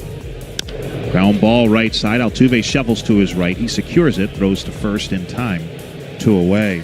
And the Astros starting the second half in a stretch of 13 straight days with a game. Joe Espada saying the other day Astros were still figuring out whether they were going to go to a 6-man rotation over this stretch like they've done during other extended stretches without off days this year. I think for Hunter's sake and for Fromber's sake, they need to. Here's Luke Raley, who struck out twice today. First pitch, swing and a miss. Good changeup down, 0-1. So the Astros haven't named their starter for Sunday in Arizona, or for Wednesday in Arizona yet.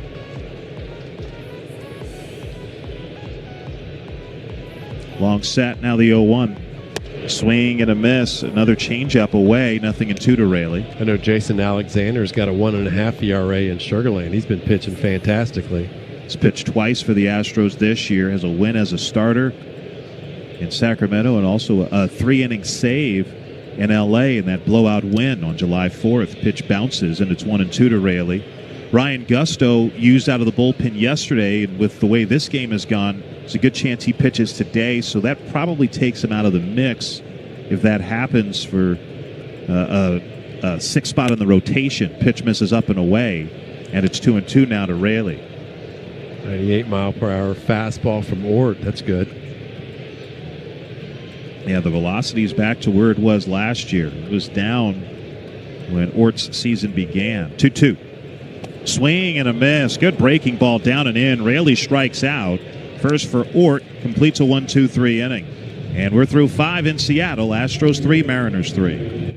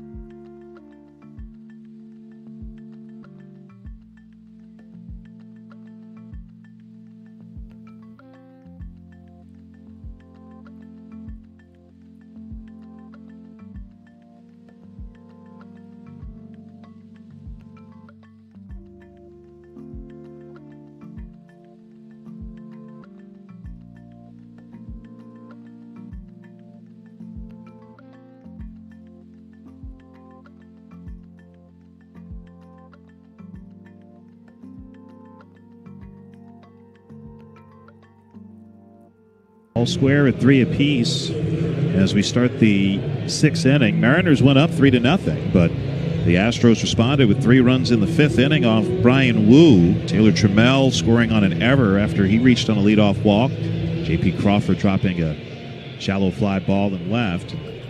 Cam Smith driving in 2 with a double. Here's Christian Walker.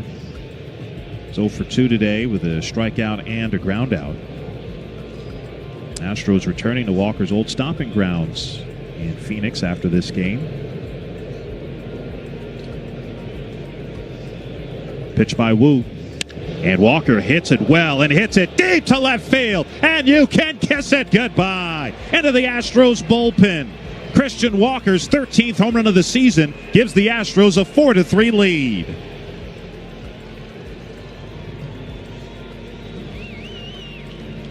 The left fielder, Arozarena, didn't even move.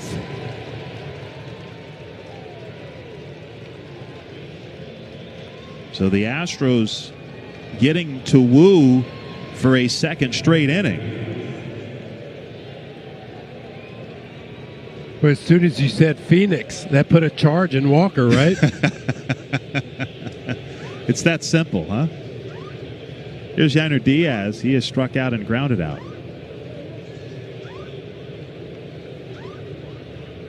First pitch. And Diaz hits it off the hands and over the screen behind home. Nothing in 1. That was our Honda drive of the game. Racing today for a great deal on a Honda at your Greater Houston Honda dealer. As the official home run sponsor of the Astros, Phillips 66 is here to bring the go to every big hit, every clutch play, and every fan in the stands. Keep swinging for the fences, Astros, because with Phillips 66, you bring the energy and we bring the go. The 0-1. And that's popped up foul. First base side and into the seats as Raley gave it a look. And it's 0-2. That home run by Walker, the first of the series for the Astros.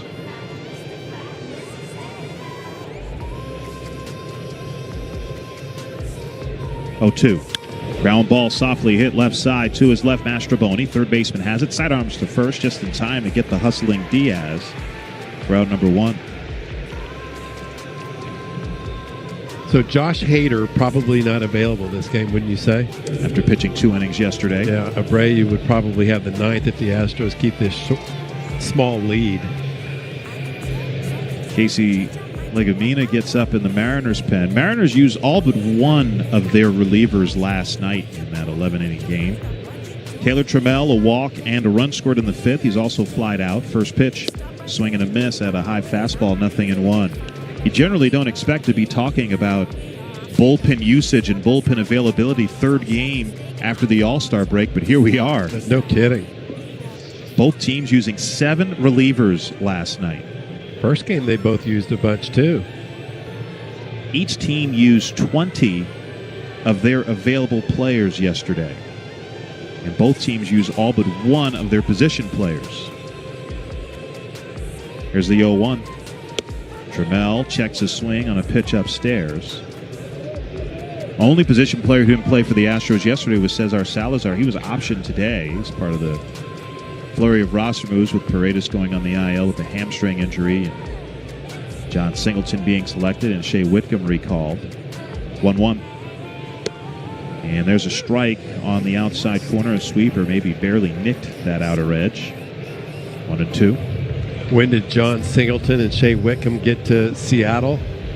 Well, they left Houston this morning at 7:30, and they walked in the clubhouse door today, an hour and a half before the game. 1-2. Trammell belts it deep to right field, and you can kiss that one goodbye. Second home run of the inning for the Astros. This one courtesy of the former Seattle Mariner, Taylor Trammell, his second of the year. 5-3 Houston. Second row in right field for Taylor Trammell. Familiar territory for him. Taylor comes back home and puts a jolt into one.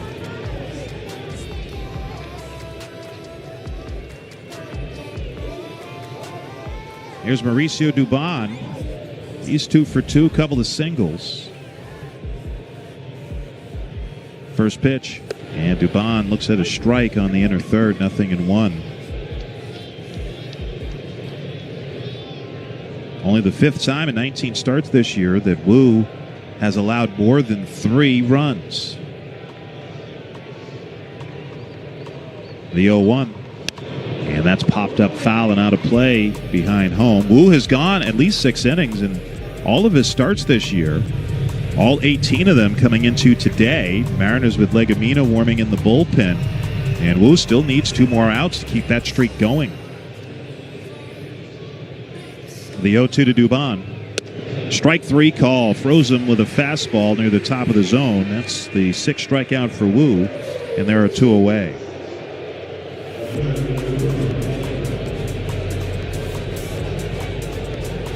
Here's Cooper Hummel, 0 for 2 today. Line out, reached on a fielder's choice and scored.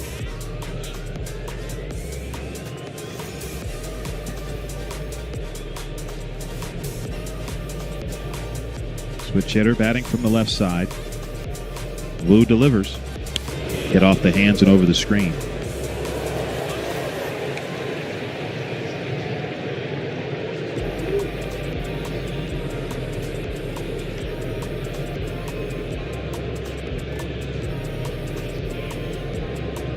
The 0-1. Swing and a miss. Couldn't hold up on the slider down and in. You never know sometimes with these pitching matchups. Looked like a great one. A couple of all-stars. But Hunter for Brown out after 4. Wu giving up 5 so far. Here's the 0-2. Hummel pops it up on the infield. Playable for Crawford. A couple of steps into the outfield grass. Makes the two-handed grab to retire the side. But the Astros take the lead. Get a couple of home runs from Walker and Trammell. And we're through 5.5 in Seattle. Astros 5, Mariners 3. Now this from your local.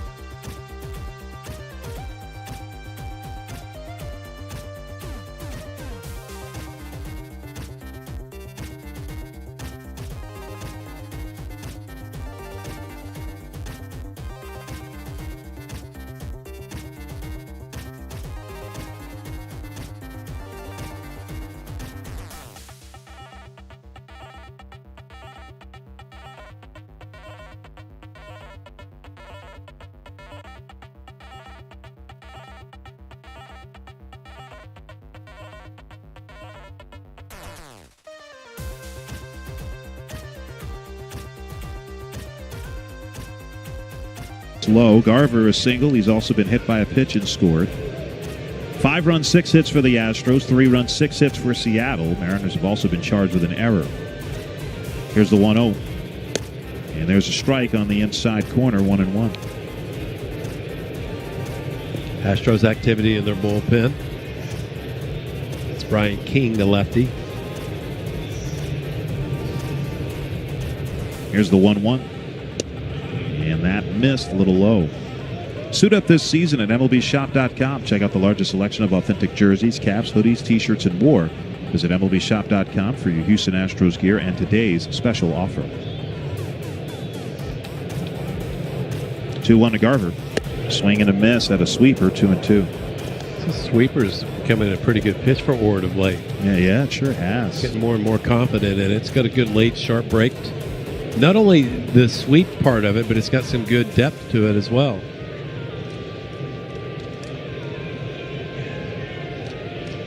Ort works from the third base side of the rubber. Delivers a 2-2. Swing and a miss. Another sweeper, and down goes Garver. One away. It's almost like a big, sharp curveball. Brings up Canzone, who's 0 for 2 with a strikeout and a flyout. I'd keep my eye on him, but I would keep Ort in there while he's throwing well like this. Yeah, well, I think he's getting the bottom third of this order. Might see King if Crawford comes up. Somebody gets on. First pitch to Canzone, and he pops it foul and out of play behind home. Strike one. First time that Ort's pitched in this series, so he's the freshest. Yeah. Canzone struck out looking in the second, flied out in the fourth. Here's the 0-1. Swing and a foul. And I got a piece of Yainer Diaz, goes toward the backstop, and it's 0-2.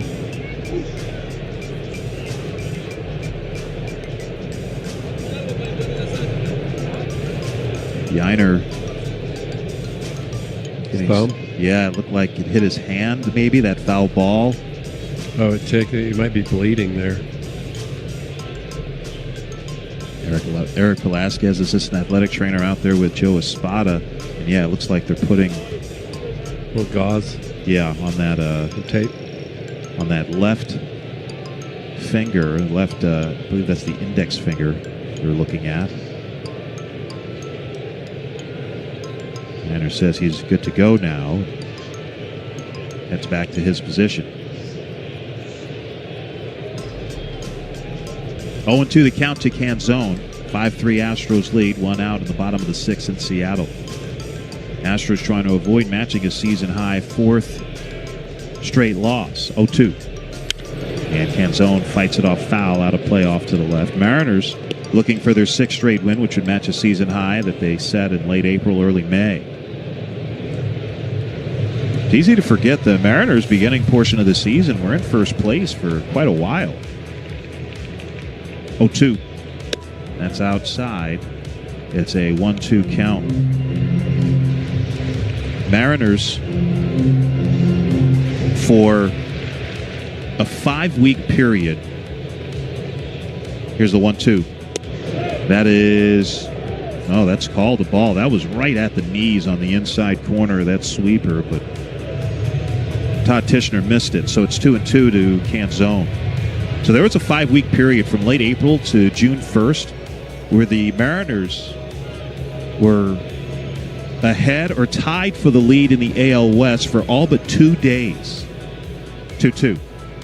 Canzone pops it up foul over to the third base side and into the seats. And the count remains even. Whitcomb giving it a look. The Astros have been in first place in the AL West every day since June 3rd. 2-2.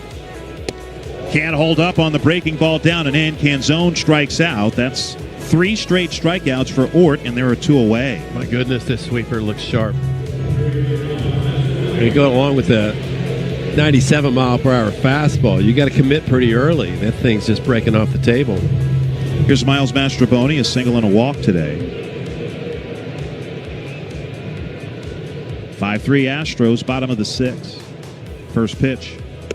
Breaking ball strike, 0-1. I believe that's Legumina still warming for Seattle. Brian Wu is done for the ball game, it would appear.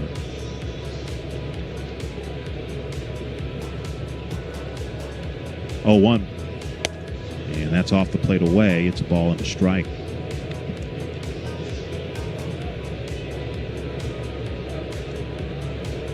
Figure this is probably the last batter for Ort. King ready in the Astros bullpen. J.P. Crawford on deck as it goes back to the top of the order.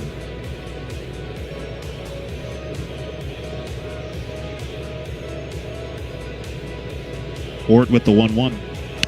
Ground ball up the third baseline. Hits off the bag. Gets past the diving Whitcomb. Trickles in the left. Big turn at first by Mastroboni. As Altuve fires it in, or Hummel fires it in quickly. little bit of tough luck there going against the defense. Whitcomb well off the line, and that ball wound up hitting off the bag and continuing on in the left. I love the urgency of the left fielder, Cooper Hummel, as Joe Espada comes out of the dugout, but racing to that ball. It was a long way away from him, but getting there in time to keep the runner at first base with 2 outs. So Joe Espada will take the baseball from Caleb Ort. Faces 3 hitters this inning and 6 hitters over an inning and 2/3. Tires all but one of them. I can't imagine.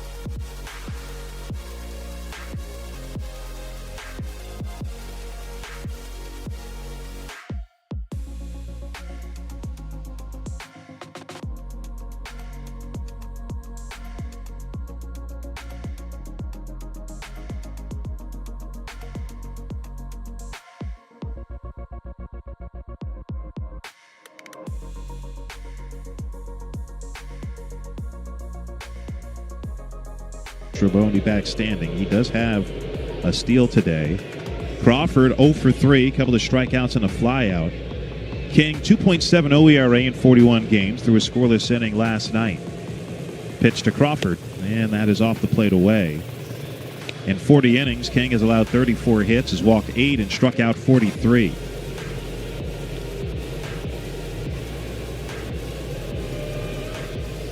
The 1-0. And Crawford lines this one toward left center field. Racing toward the gap. Hunnell can't get it. It goes past him. On his way to third, Mastrobuoni. He's getting the wave. The throw home by Dubon. The slide. Save! Mastrobuoni just beat it. In the second base goes Crawford. Astros lead is 5-4. I think he might be out. Astros are challenging the safe call at home. I thought it was out, Robert. It was an excellent relay by Dubon. Houston challenging the safe call at home plate. After the ball eluded Hummel, it was Trammell who picked it up and threw it in. I think he's out. I think it was a perfect throw from Dubon past the shortstop position.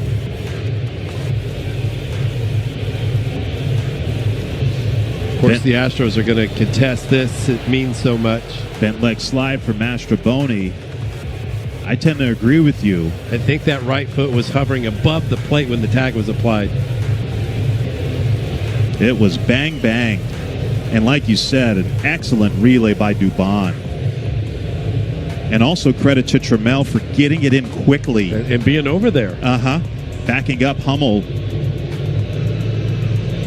To get some more looks at it. Yeah, I tend to think he's out. Of course, it's all about what the umpire watching this across the country in New York City thinks. So a lot of times you'll see that front foot that's going to tag the plate kind of hover. Once they start the slide, it kind of goes up in the air and hovers above the plate before it gets down on the ground. I think that's when the tag was applied. The longer this review takes, the more likely they're going to stick with the call on the field, generally. So they're looking for conclusive evidence to overturn the call.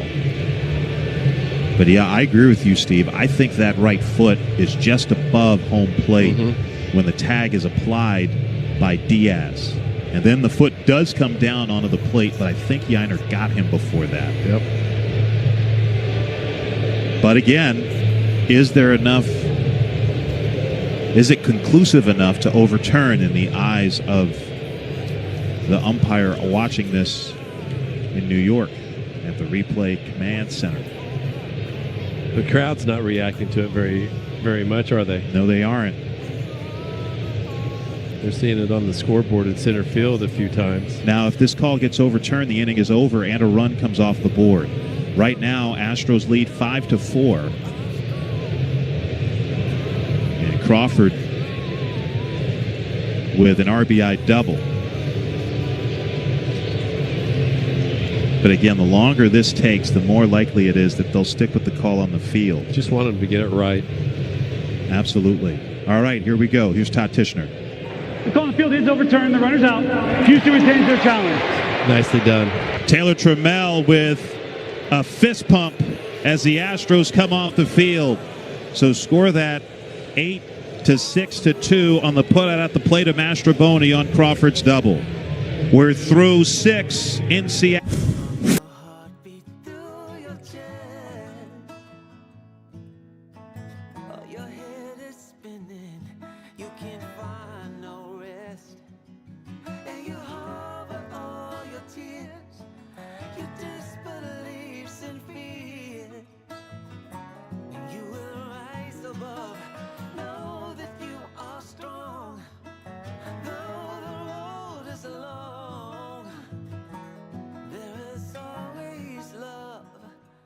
Carry you home,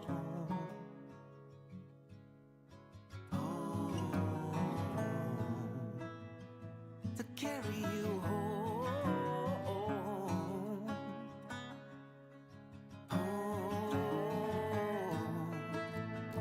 to carry you home when the ocean is too deep. Your climb is too steep. Your dreams are out of reach.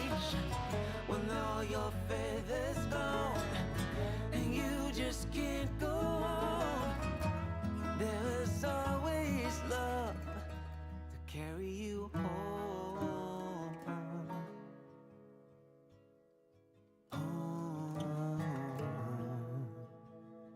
to carry you home.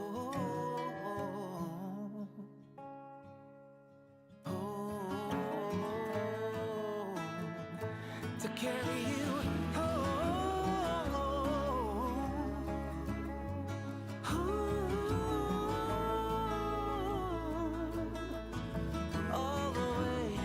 all the way home,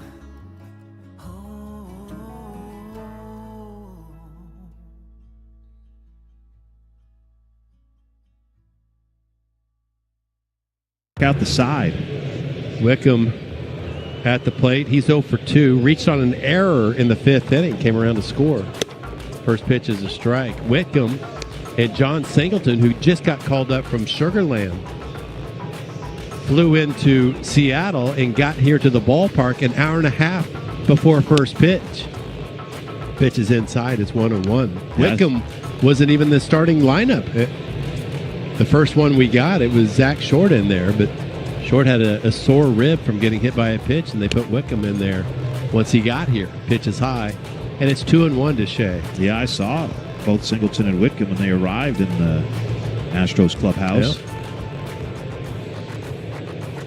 Batting ninth, Wickham awaits the pitch, and it's a single to left field, base hit. Second hit for Wickham this season. And a solid single to left field to start things here in the 7th inning. All right, now you want to try and add on. Fastball on the inside corner, 94. Wickham able to drive it in the left. Yep. Here's Cam Smith, the big 2-run double in the 5th inning. That opened things up for the Astros and tied the score at the time. Astros got solo homers from Walker and Trammell in the 6th inning to take this lead. And this one's driven down the right field line, slicing deep, foul. Way down the line, and it's 0-1. Think about how big of a swing it would be if the Astros are able to add on here, especially after the Mariners had a run taken off the board last inning on a replay overturn. That's a good point. Here's the pitch, and it's a check swing, a little nubber right in front of home plate. Garver's got it, the catcher, and barely throws out Cam at first base for the first out. Over to second base goes Whitcomb. Garver almost took too much time. So one away now for Altuve, who's 0 for 3. Altuve leads the American League in RBIs this month with 17. 53 on the season. That leads Houston. And he's got a man in scoring position now. The Astros lead by 2. Legumina, the right-hander, steps off the back of the rubber. Milwaukee's trying to sweep the Dodgers. They lead 6-4 in the 7th inning for the second time in 2 weeks. Here's the pitch, and it's a high strike. Yeah, swept him in Milwaukee, now trying to sweep him in L.A. Yep. I've seen the Dodgers get swept at Dodger Stadium before. Sure you have. Here's the 0-1.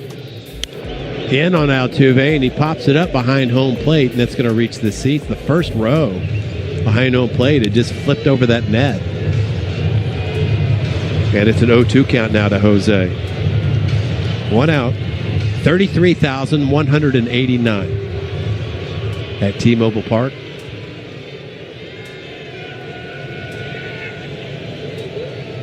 Here's the 0-2, and that's foul.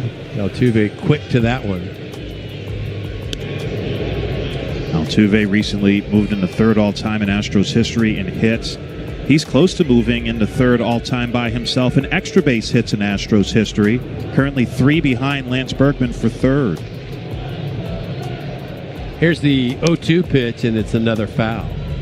Of course, Craig Biggio leads the Astros, 1,014 extra base hits. Jeff Bagwell, 969 extra base hits. Lance Berkman, 727, and then Altuve, 724 extra base hits. I can see him hit one over the third base bag here.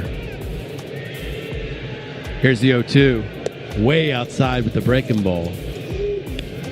83-mile-per-hour sweeper, and it's 1-2. Almost looked like he was trying to guide that breaking ball like Amina. Altuve, pretty nonchalant in the box. Waggles the bat. Here's the 1-2. That's outside, 2-2. Caratini's on deck. Mariners 3 games back in the division. Legumina set just above the belt. Here's the pitch. Fastball, foul. And that got a piece of the catcher again. Garver's getting beat up. Home plate umpire give him a moment. He'll brush off the plate.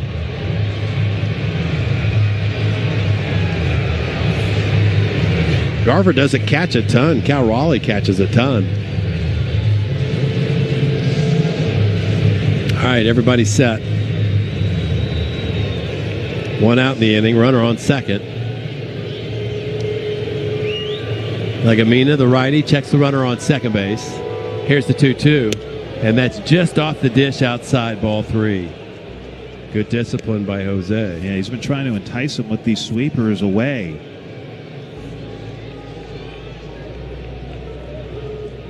Does he stick with the sweeper on 3-2?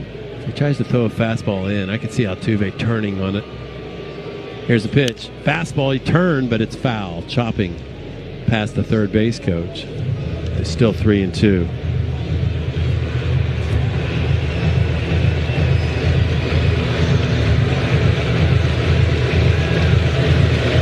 Timeout called by Altuve.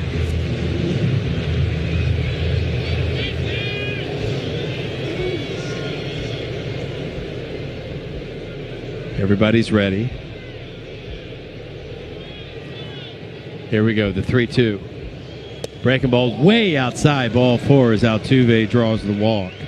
That'll put runners on first and second for Caratini. Yeah, a lot of those sweepers to Altuve from Legumina weren't particularly competitive. Wasn't going to get him the chase there on 3-2. Pitching coach Pete Woodworth out of the dugout. He's going to go have a conversation along with the catcher Garver on top of the mound. Caratini so far 1 for 3. He singled back in the first. A couple of ground outs as well, hitting .354 in July.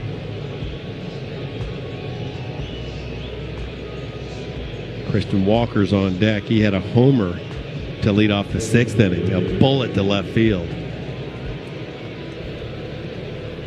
So here we go. The Astros trying to increase the lead. It's 5-3. So many close games between these two teams the last couple of years. Here's the first pitch to Victor.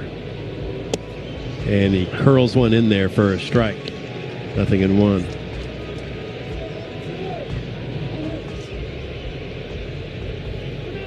Astros with the third best batting average as a team in the major leagues, .258. Now timeout's called. Caratini's back in there. Infield shaded to the pull side to the right. Here comes the 0-1. And that's sliced the other way. Base hit into the gap. Scoring easily is Whitcomb. Into third base goes Altuve. The Astros lead by 3 runs on the RBI single by Caratini at 6-3. Picked on an elevated two-seamer. Didn't try to do too much with it. It was moving away from Caratini, and he hit the ball to the opposite gap. Beautiful swing. Caratini now 2 for 4. Picks up RBI 34 on the season. Here's Walker. And with Paredes out of the lineup now for a little while, you need guys like Walker, Caratini, some guys to really pick it up. Yainer Diaz, first pitch swinging and fouls it back. Astros lead 6-3, top of the 7th. 6 unanswered runs since falling behind.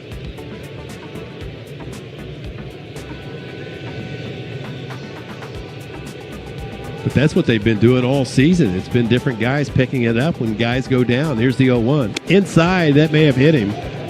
Now Walker's pointing to the dugout saying, take a look at that one. I thought I heard it. So did I. I thought that grazed the pad of his, the elbow pad that he wears. So Walker's saying he got hit. They're going to check it. The call on the field is no hit by pitch. Houston is challenging. Yeah, I heard it, to be honest with you. Can we see that sweeper? It didn't sweep, and it just grazed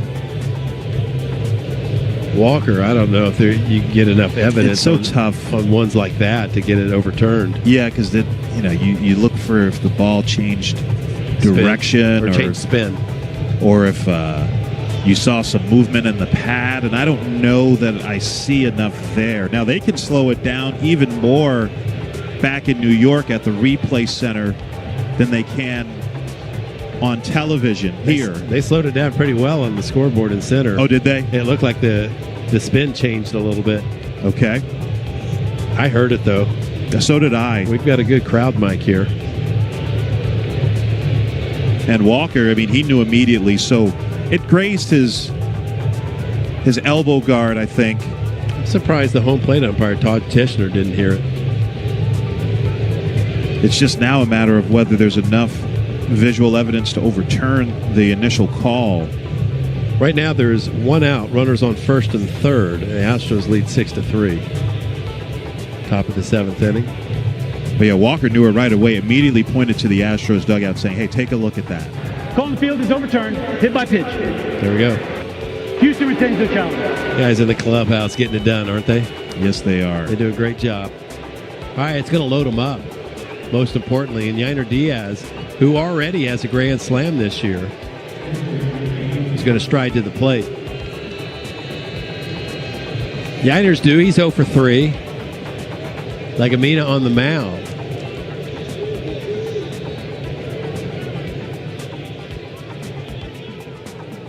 Here's the first pitch to Yainer, and it's in there for strike 1. Of all times not to swing at the first pitch, he gets a heater there, and it surprised him. 0-1 count. 1 out in the inning. Here's the pitch. Inside, running way in there, and it's 1-1. This Mariners bullpen's pretty depleted. completed. Nobody is up right now for Seattle. Neither for the Astros. 1-1 count. Here's the pitch. Slugs it the other way, slicing toward the corner. Canzone's there. The right fielder makes the catch deep. Tagging at third base, Altuve. He'll jog home, and it's 7-3 on the sacrifice fly. Nice job by Yiner. Got that deep enough to the outfield to get a run in. It's a good approach going the other way to get that job done. And a big run for the Astros. Still runners on first and second. 2 outs now for Taylor Trammell, who belted one into the seats his last time up. Left-handed batter. Former Mariner. Bounces the bat off his back shoulder. Here's the pitch. And he whacks this one to center field. Back on it, Julio Rodriguez. Still going back, and it's going to bounce off the wall. That'll score 1 run. Here comes the second run, and it's a 8-3 ball game on the 2-run double by Taylor Trammell. It just kept going and going and going right near the 401 sign. And it skips against the wall, and the Astros are up 9-3 now. Julio Rodriguez didn't realize how well that was hit. And he got turned around. He thought he had gone to the spot and the ball would be there, but it turned out it sailed even further than he thought, and he spun around, and by then it was too late. So another crooked number for the Astros. First pitch to Dubon is a strike. Big double for Trammell.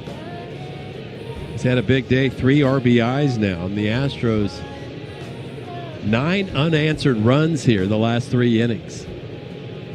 Here's the 0-1. That's a strike. 0-2 to Dubon. Mauricio 2 for 3. Astros 9 runs on 9 hits. And the crowd has gotten silent here. Inside, that fastball running in. Did that hit him? He dropped the bat as he got out of the way. And just missed it. Yeah. 1 ball and 2 strikes. Cooper Hummel's on deck. Remember, we had warnings on both benches after a few hit-by pitches in last night's game. Here's the 1-2.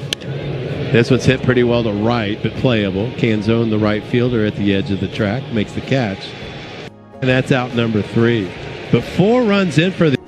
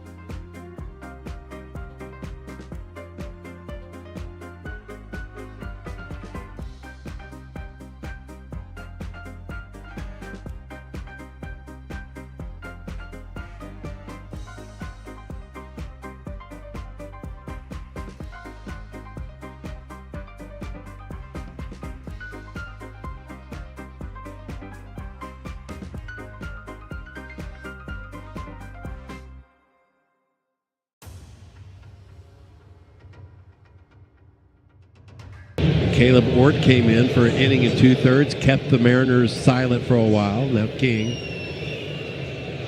See how this game goes the rest of the way. First pitch is a strike. I'm Steve. That's Robert.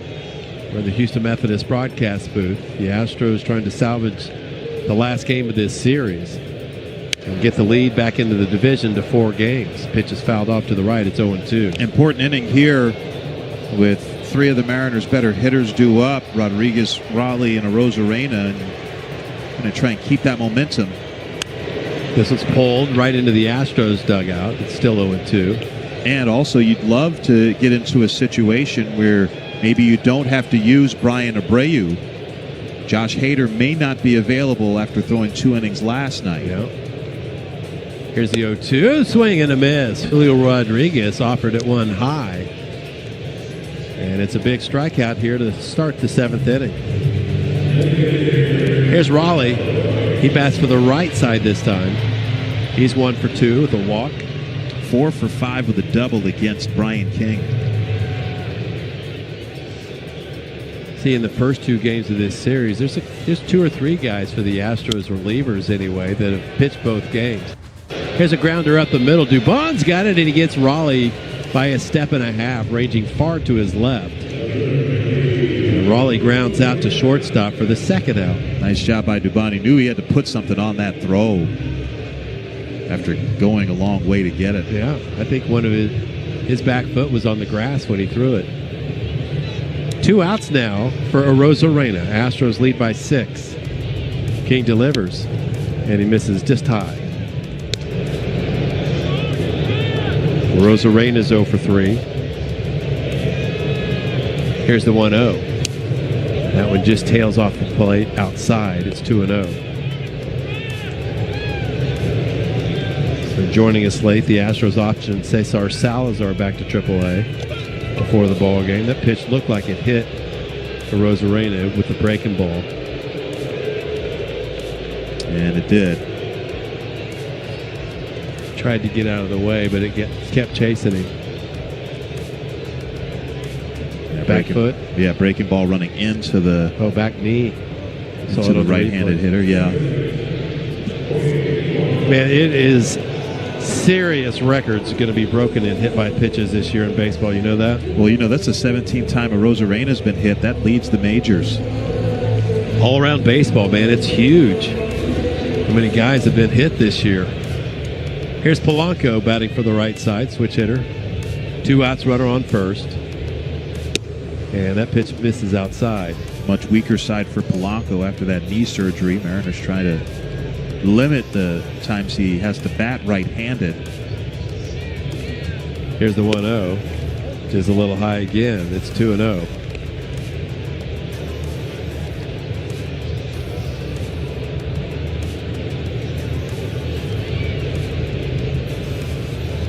King set at the belt. Here's the pitch. And he gets that one in there. He didn't, but he got the call. That was high. Umpire's got a flight to catch, too. 2 balls and a strike. King's ready. Here's the pitch, and he rips it to left center field. Hit pretty well, but looks like Trammell, who's in left field now, is going to make the catch in the gap, and he does. And that's out number 3, maybe off the end for Polanco. That's going to do it for the Mariners in the 7th inning. We'll go to the 8th in Seattle. The Astros lead at 9-3. I'm going to go to the den real quick.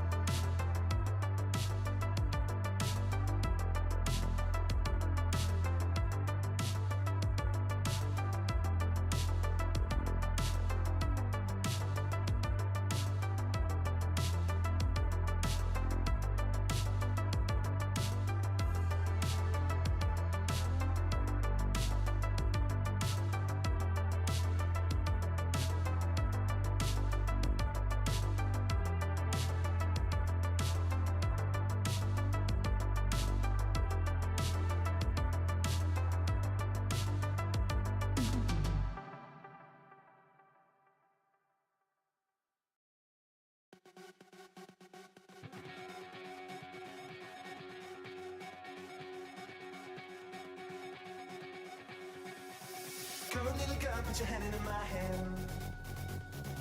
Come a little honey, let me tell you what I'm feeling.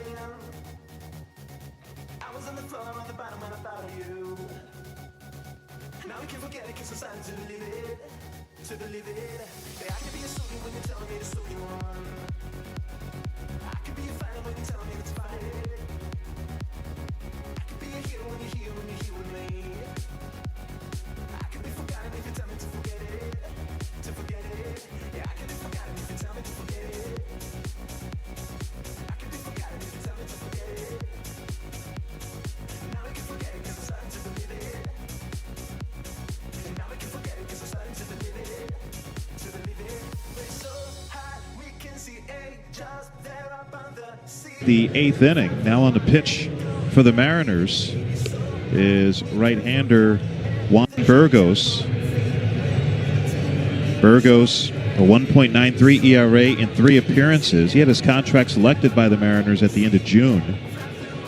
4 2/3 innings, 3 hits, 2 walks, and 6 strikeouts with a 25-year-old from Santiago in the Dominican Republic. He was the only Mariners reliever who did not pitch last night. Chas McCormick will lead it off. McCormick entered the game in the bottom of the 7th inning in center field with Taylor Trammell shifting over to left. So McCormick's batting in Cooper Hummel's spot. McCormick activated from the IL Friday. Got his first game action yesterday. Breaking ball strike. McCormick missed a little over a month and a half with an oblique injury. Chas hitting .229, .315 on base percentage. No homers, 2 RBIs. Was 0 for 5 yesterday. Need to get him going. Here's the 0-1. Grounded foul behind home. 97 on that fastball in. And it's 0-2.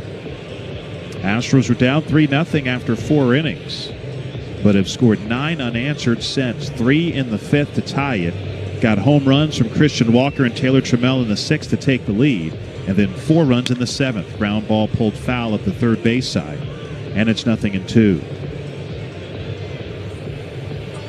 Brian Wu on the hook, giving up 5 runs, 4 earned in his 6 innings of work. Burgos the 0-2.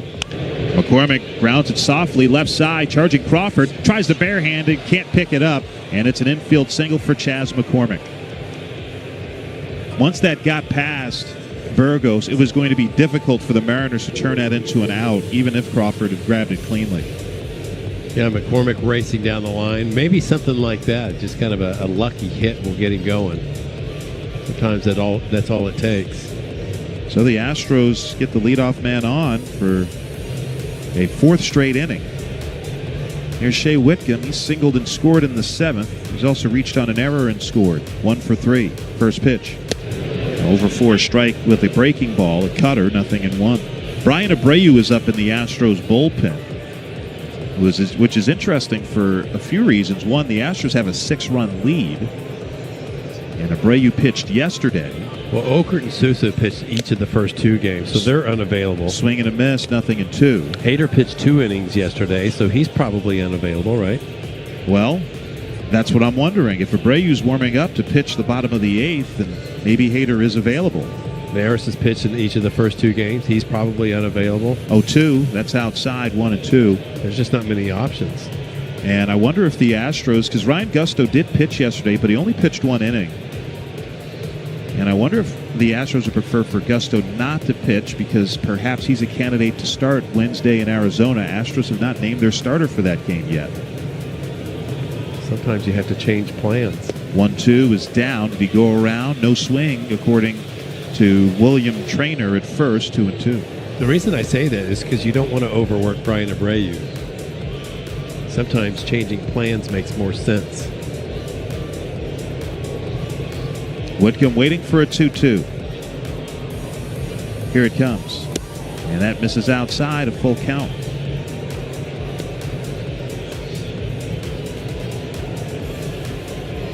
Colton Gordon, who had been available in the bullpen first couple of days, has been named the starter tomorrow in Arizona. There goes the runner, the 3-2, bounce foul at the third base side. So Chas McCormick going on the 3-2 pitch with nobody out. They'll have to head back to first.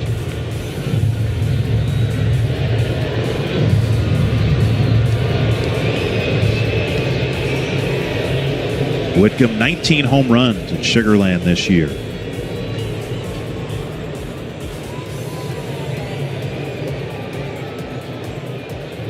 McCormick not going this time. 3-2 is strike three call at the top of the zone with a cutter.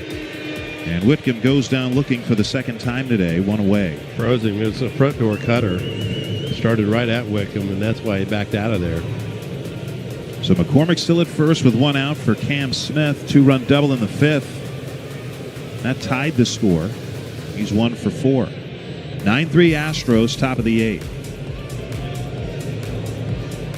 Burgos delivers.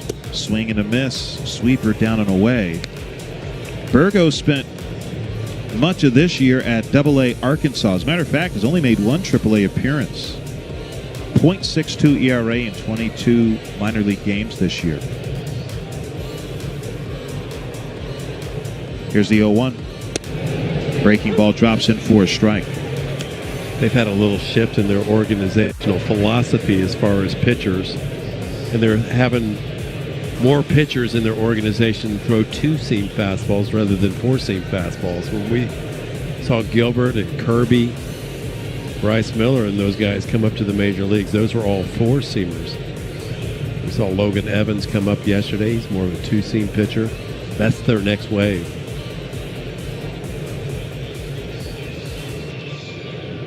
Two-strike pitch. Downstairs with a breaking ball, and we're seeing that two-seamer have an increase in popularity. And we were talking about it earlier, how many more pitchers now throw both a four-seamer and a two-seamer. Exactly. Something you didn't see as much in the past. 1-2. Swing and a miss. Smith goes down on a breaking ball. It's back-to-back strikeouts for Burgos after the leadoff hit. 2 outs. Brings up Altuve, who's 0 for 3 with a walk and a run scored.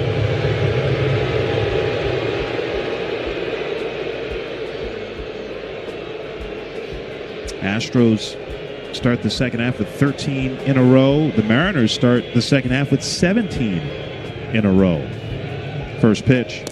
And that is called a strike on the outside corner, 0-1. Mariners stay home after this game. Start a series with the Milwaukee Brewers here tomorrow night at T-Mobile Park.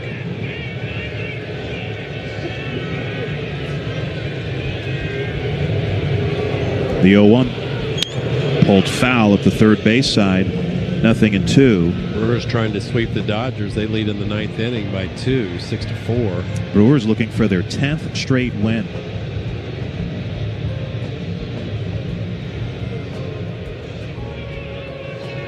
Milwaukee started the day a game behind the Cubs for first in the National League Central.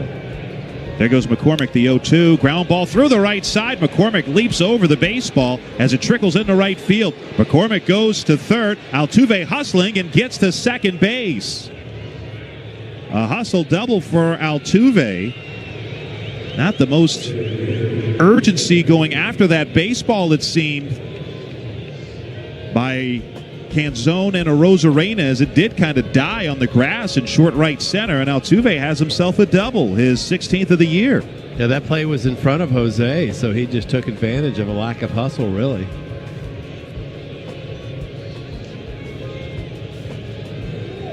So McCormick at third. Altuve at second, 2 out for Caratini. He's 2 for 4 with an RBI single and a run. Victor now with a 9-game hit streak.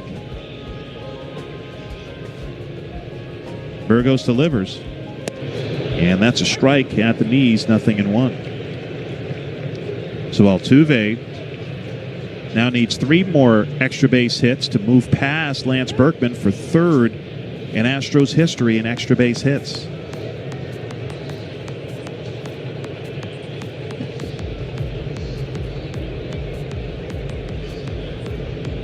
I think you could guess, we mentioned it earlier, but I think you could guess who's top 2 in that department. Molesky. 0-1, a ball and a strike.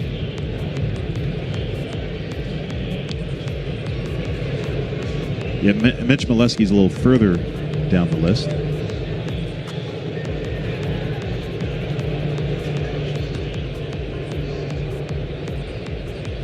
Caratini waiting for a 1-1. Pitch by Burgos. And Caratini rockets one down the right field line, but it is hooking, and it is foul.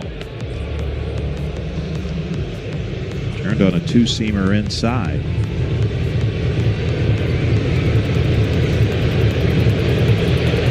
Astros leading 9-3, top of the 8th.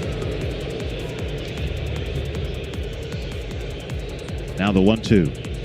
And Caratini lines this one toward left center field, headed for the gap, racing over Rosarena. He can't get it. Trickles past him onto the warning track. McCormick scores. So does Altuve. Victor Caratini drives in 2 with a double. His 3rd hit of the day and his 2nd straight 3-hit game. Astros lead is 11-3. I think that ticked off the glove of a Rosarena in left center field. He couldn't get to it. It was close. Yeah, Caratini continues to punch those tickets. 3 RBIs for Caratini today.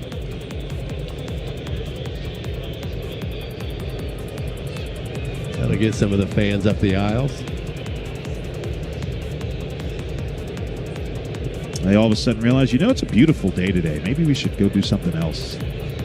Enjoy the weather.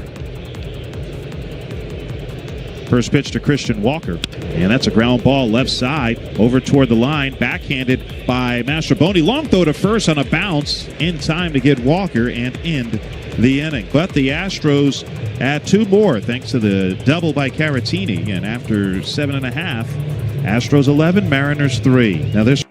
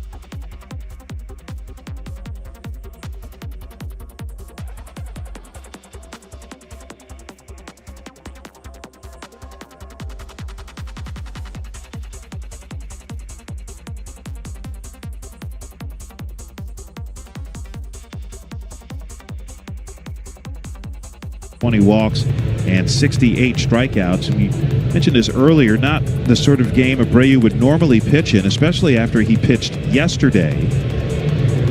But the Astros bullpen, Hector Neris, Bennett Souza, and Steven Okert each pitched in the first 2 games of this series. So all of them likely unavailable. So Abreu getting the call here. Luke Raley will lead it off for Seattle. He's 0 for 3 with 3 strikeouts. First pitch is a strike on the outside corner, 0-1. Abreu's given up 9 runs so far this year, 6 of them to Seattle. As a matter of fact, he's had 4 blown saves this year, all 4 to Seattle. 0-1. Swing and a miss at a high one, and it's 0-2. So they've kind of had his number. Last night, Abreu suffering a blown save on a wild pitch, allowing the tying run to score in the 8th. 0-2. That is high, and it's a 1-2 count.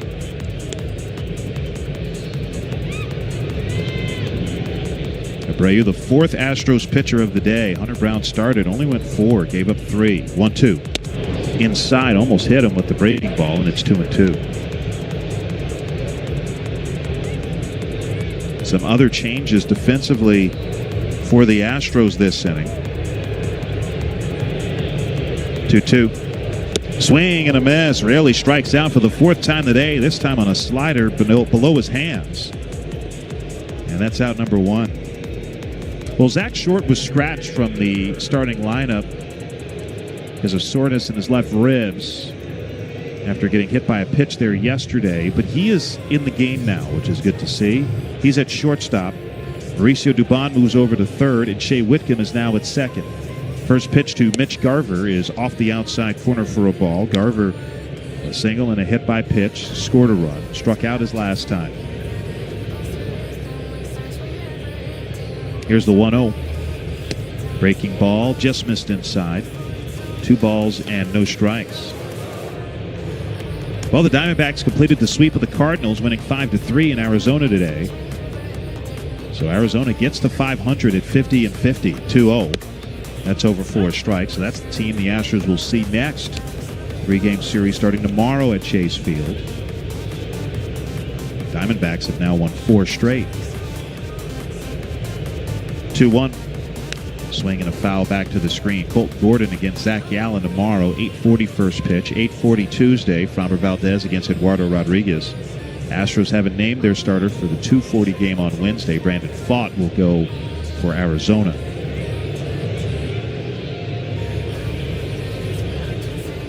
2-2 to Garver.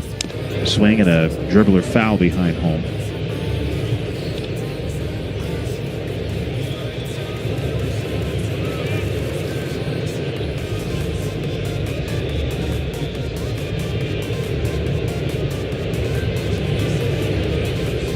Two. Outside, full count. 11 runs, 12 hits for the Astros. 3 runs, 8 hits for the Mariners, who have also been charged with an error.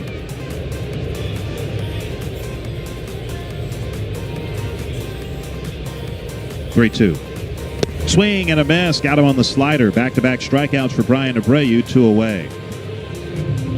So the Astros trying to do something today that they haven't done in their last 8 games, and that is hold a team to 3 runs or fewer. Each of their last 8 games, they've lost 7 of those 8.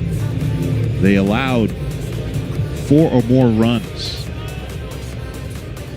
First pitch to Dominic Canzone, and that's in there for a strike. Canzone 0 for 3.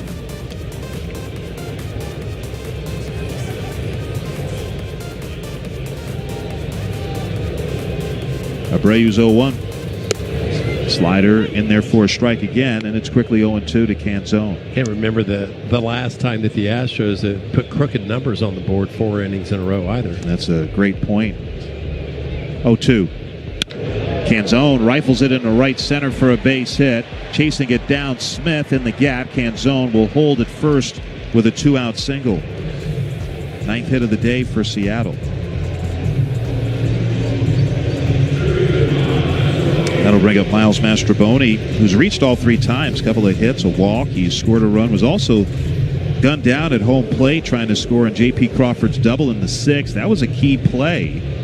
It was originally called safe, but overturned upon review. Taylor Trammell and the relay by Dubon and nailed Mastrobuoni. First pitch is a bit high, ball 1. At the time, when Mastrobuoni scored and was initially called safe, that made it a 1-run game. But run came off the board, the inning ended, and then the Astros got to work offensively. The 1-0, and that misses up and away. 2 balls and no strikes.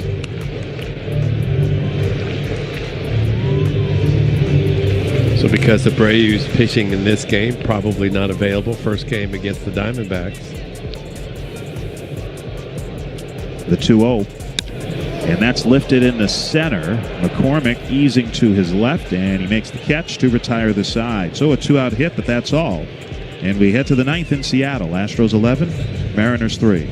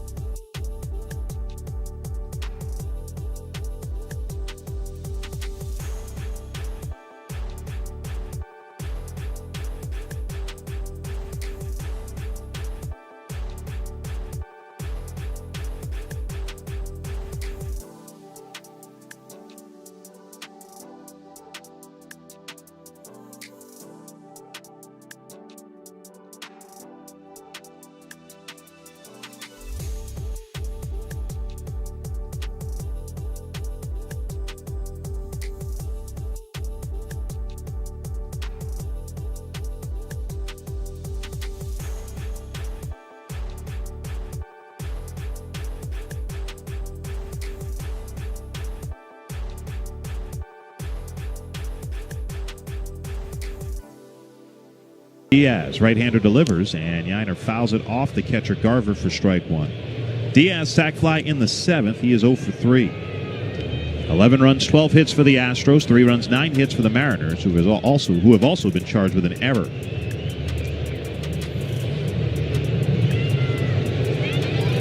The 0-1 breaking ball, and that's whacked foul in right field, or actually it's going to stay fair. Nope, goes foul and caught by the first baseman Raley.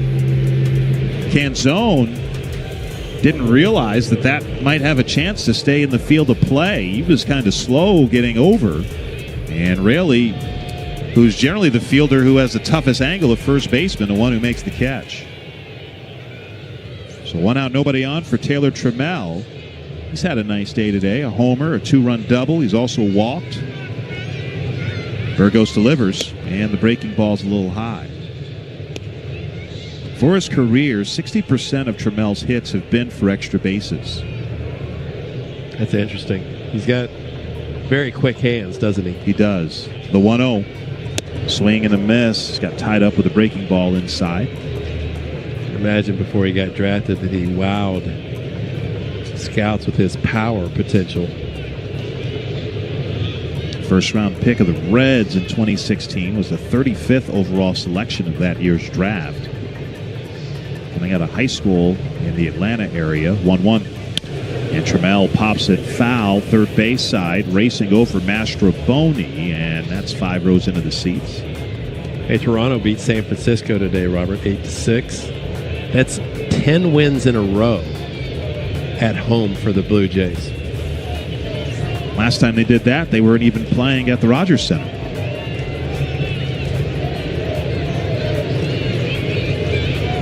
Here's the 1-2. That's down 2-2. I think it was 1985. Old Exhibition Stadium. How about that? Last time the Blue Jays won 10 straight at home. Yeah, they've surged into first place over the last few weeks. Ahead of the Yankees. 2-2. Trammell lines it over the lunging first baseman Raley and into right field. A 3-hit day for Taylor Trammell. Taylor says, "There's my single, Robert Ford." I got that in my bag. Well, we saw the 60% in his last 2 at-bats. We see the 40% of his hits that are singles in that at-bat. So Trammell at first with 1 out for Dubon. It's 2 for 4, a couple of singles. 13 hits now. Burgos delivers, and Dubon pops it first base side, foul territory. Raley over. Looks like he'll have a play onto the warning track, makes the catch. Trammell races back to first. There are 2 away. Looking into the sun there, too. Yeah, that was not easy. It was overcast when we started, but there's still some clouds overhead. We can see a lot more blue sky. Chas McCormick, the batter, infield hit his last time, came in to score, entered the game in the 7th in center field.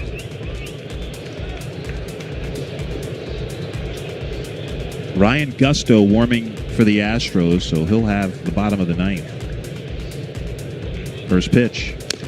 Dribbled foul behind home. Astros leading 11-3. Trammell not being held on at first.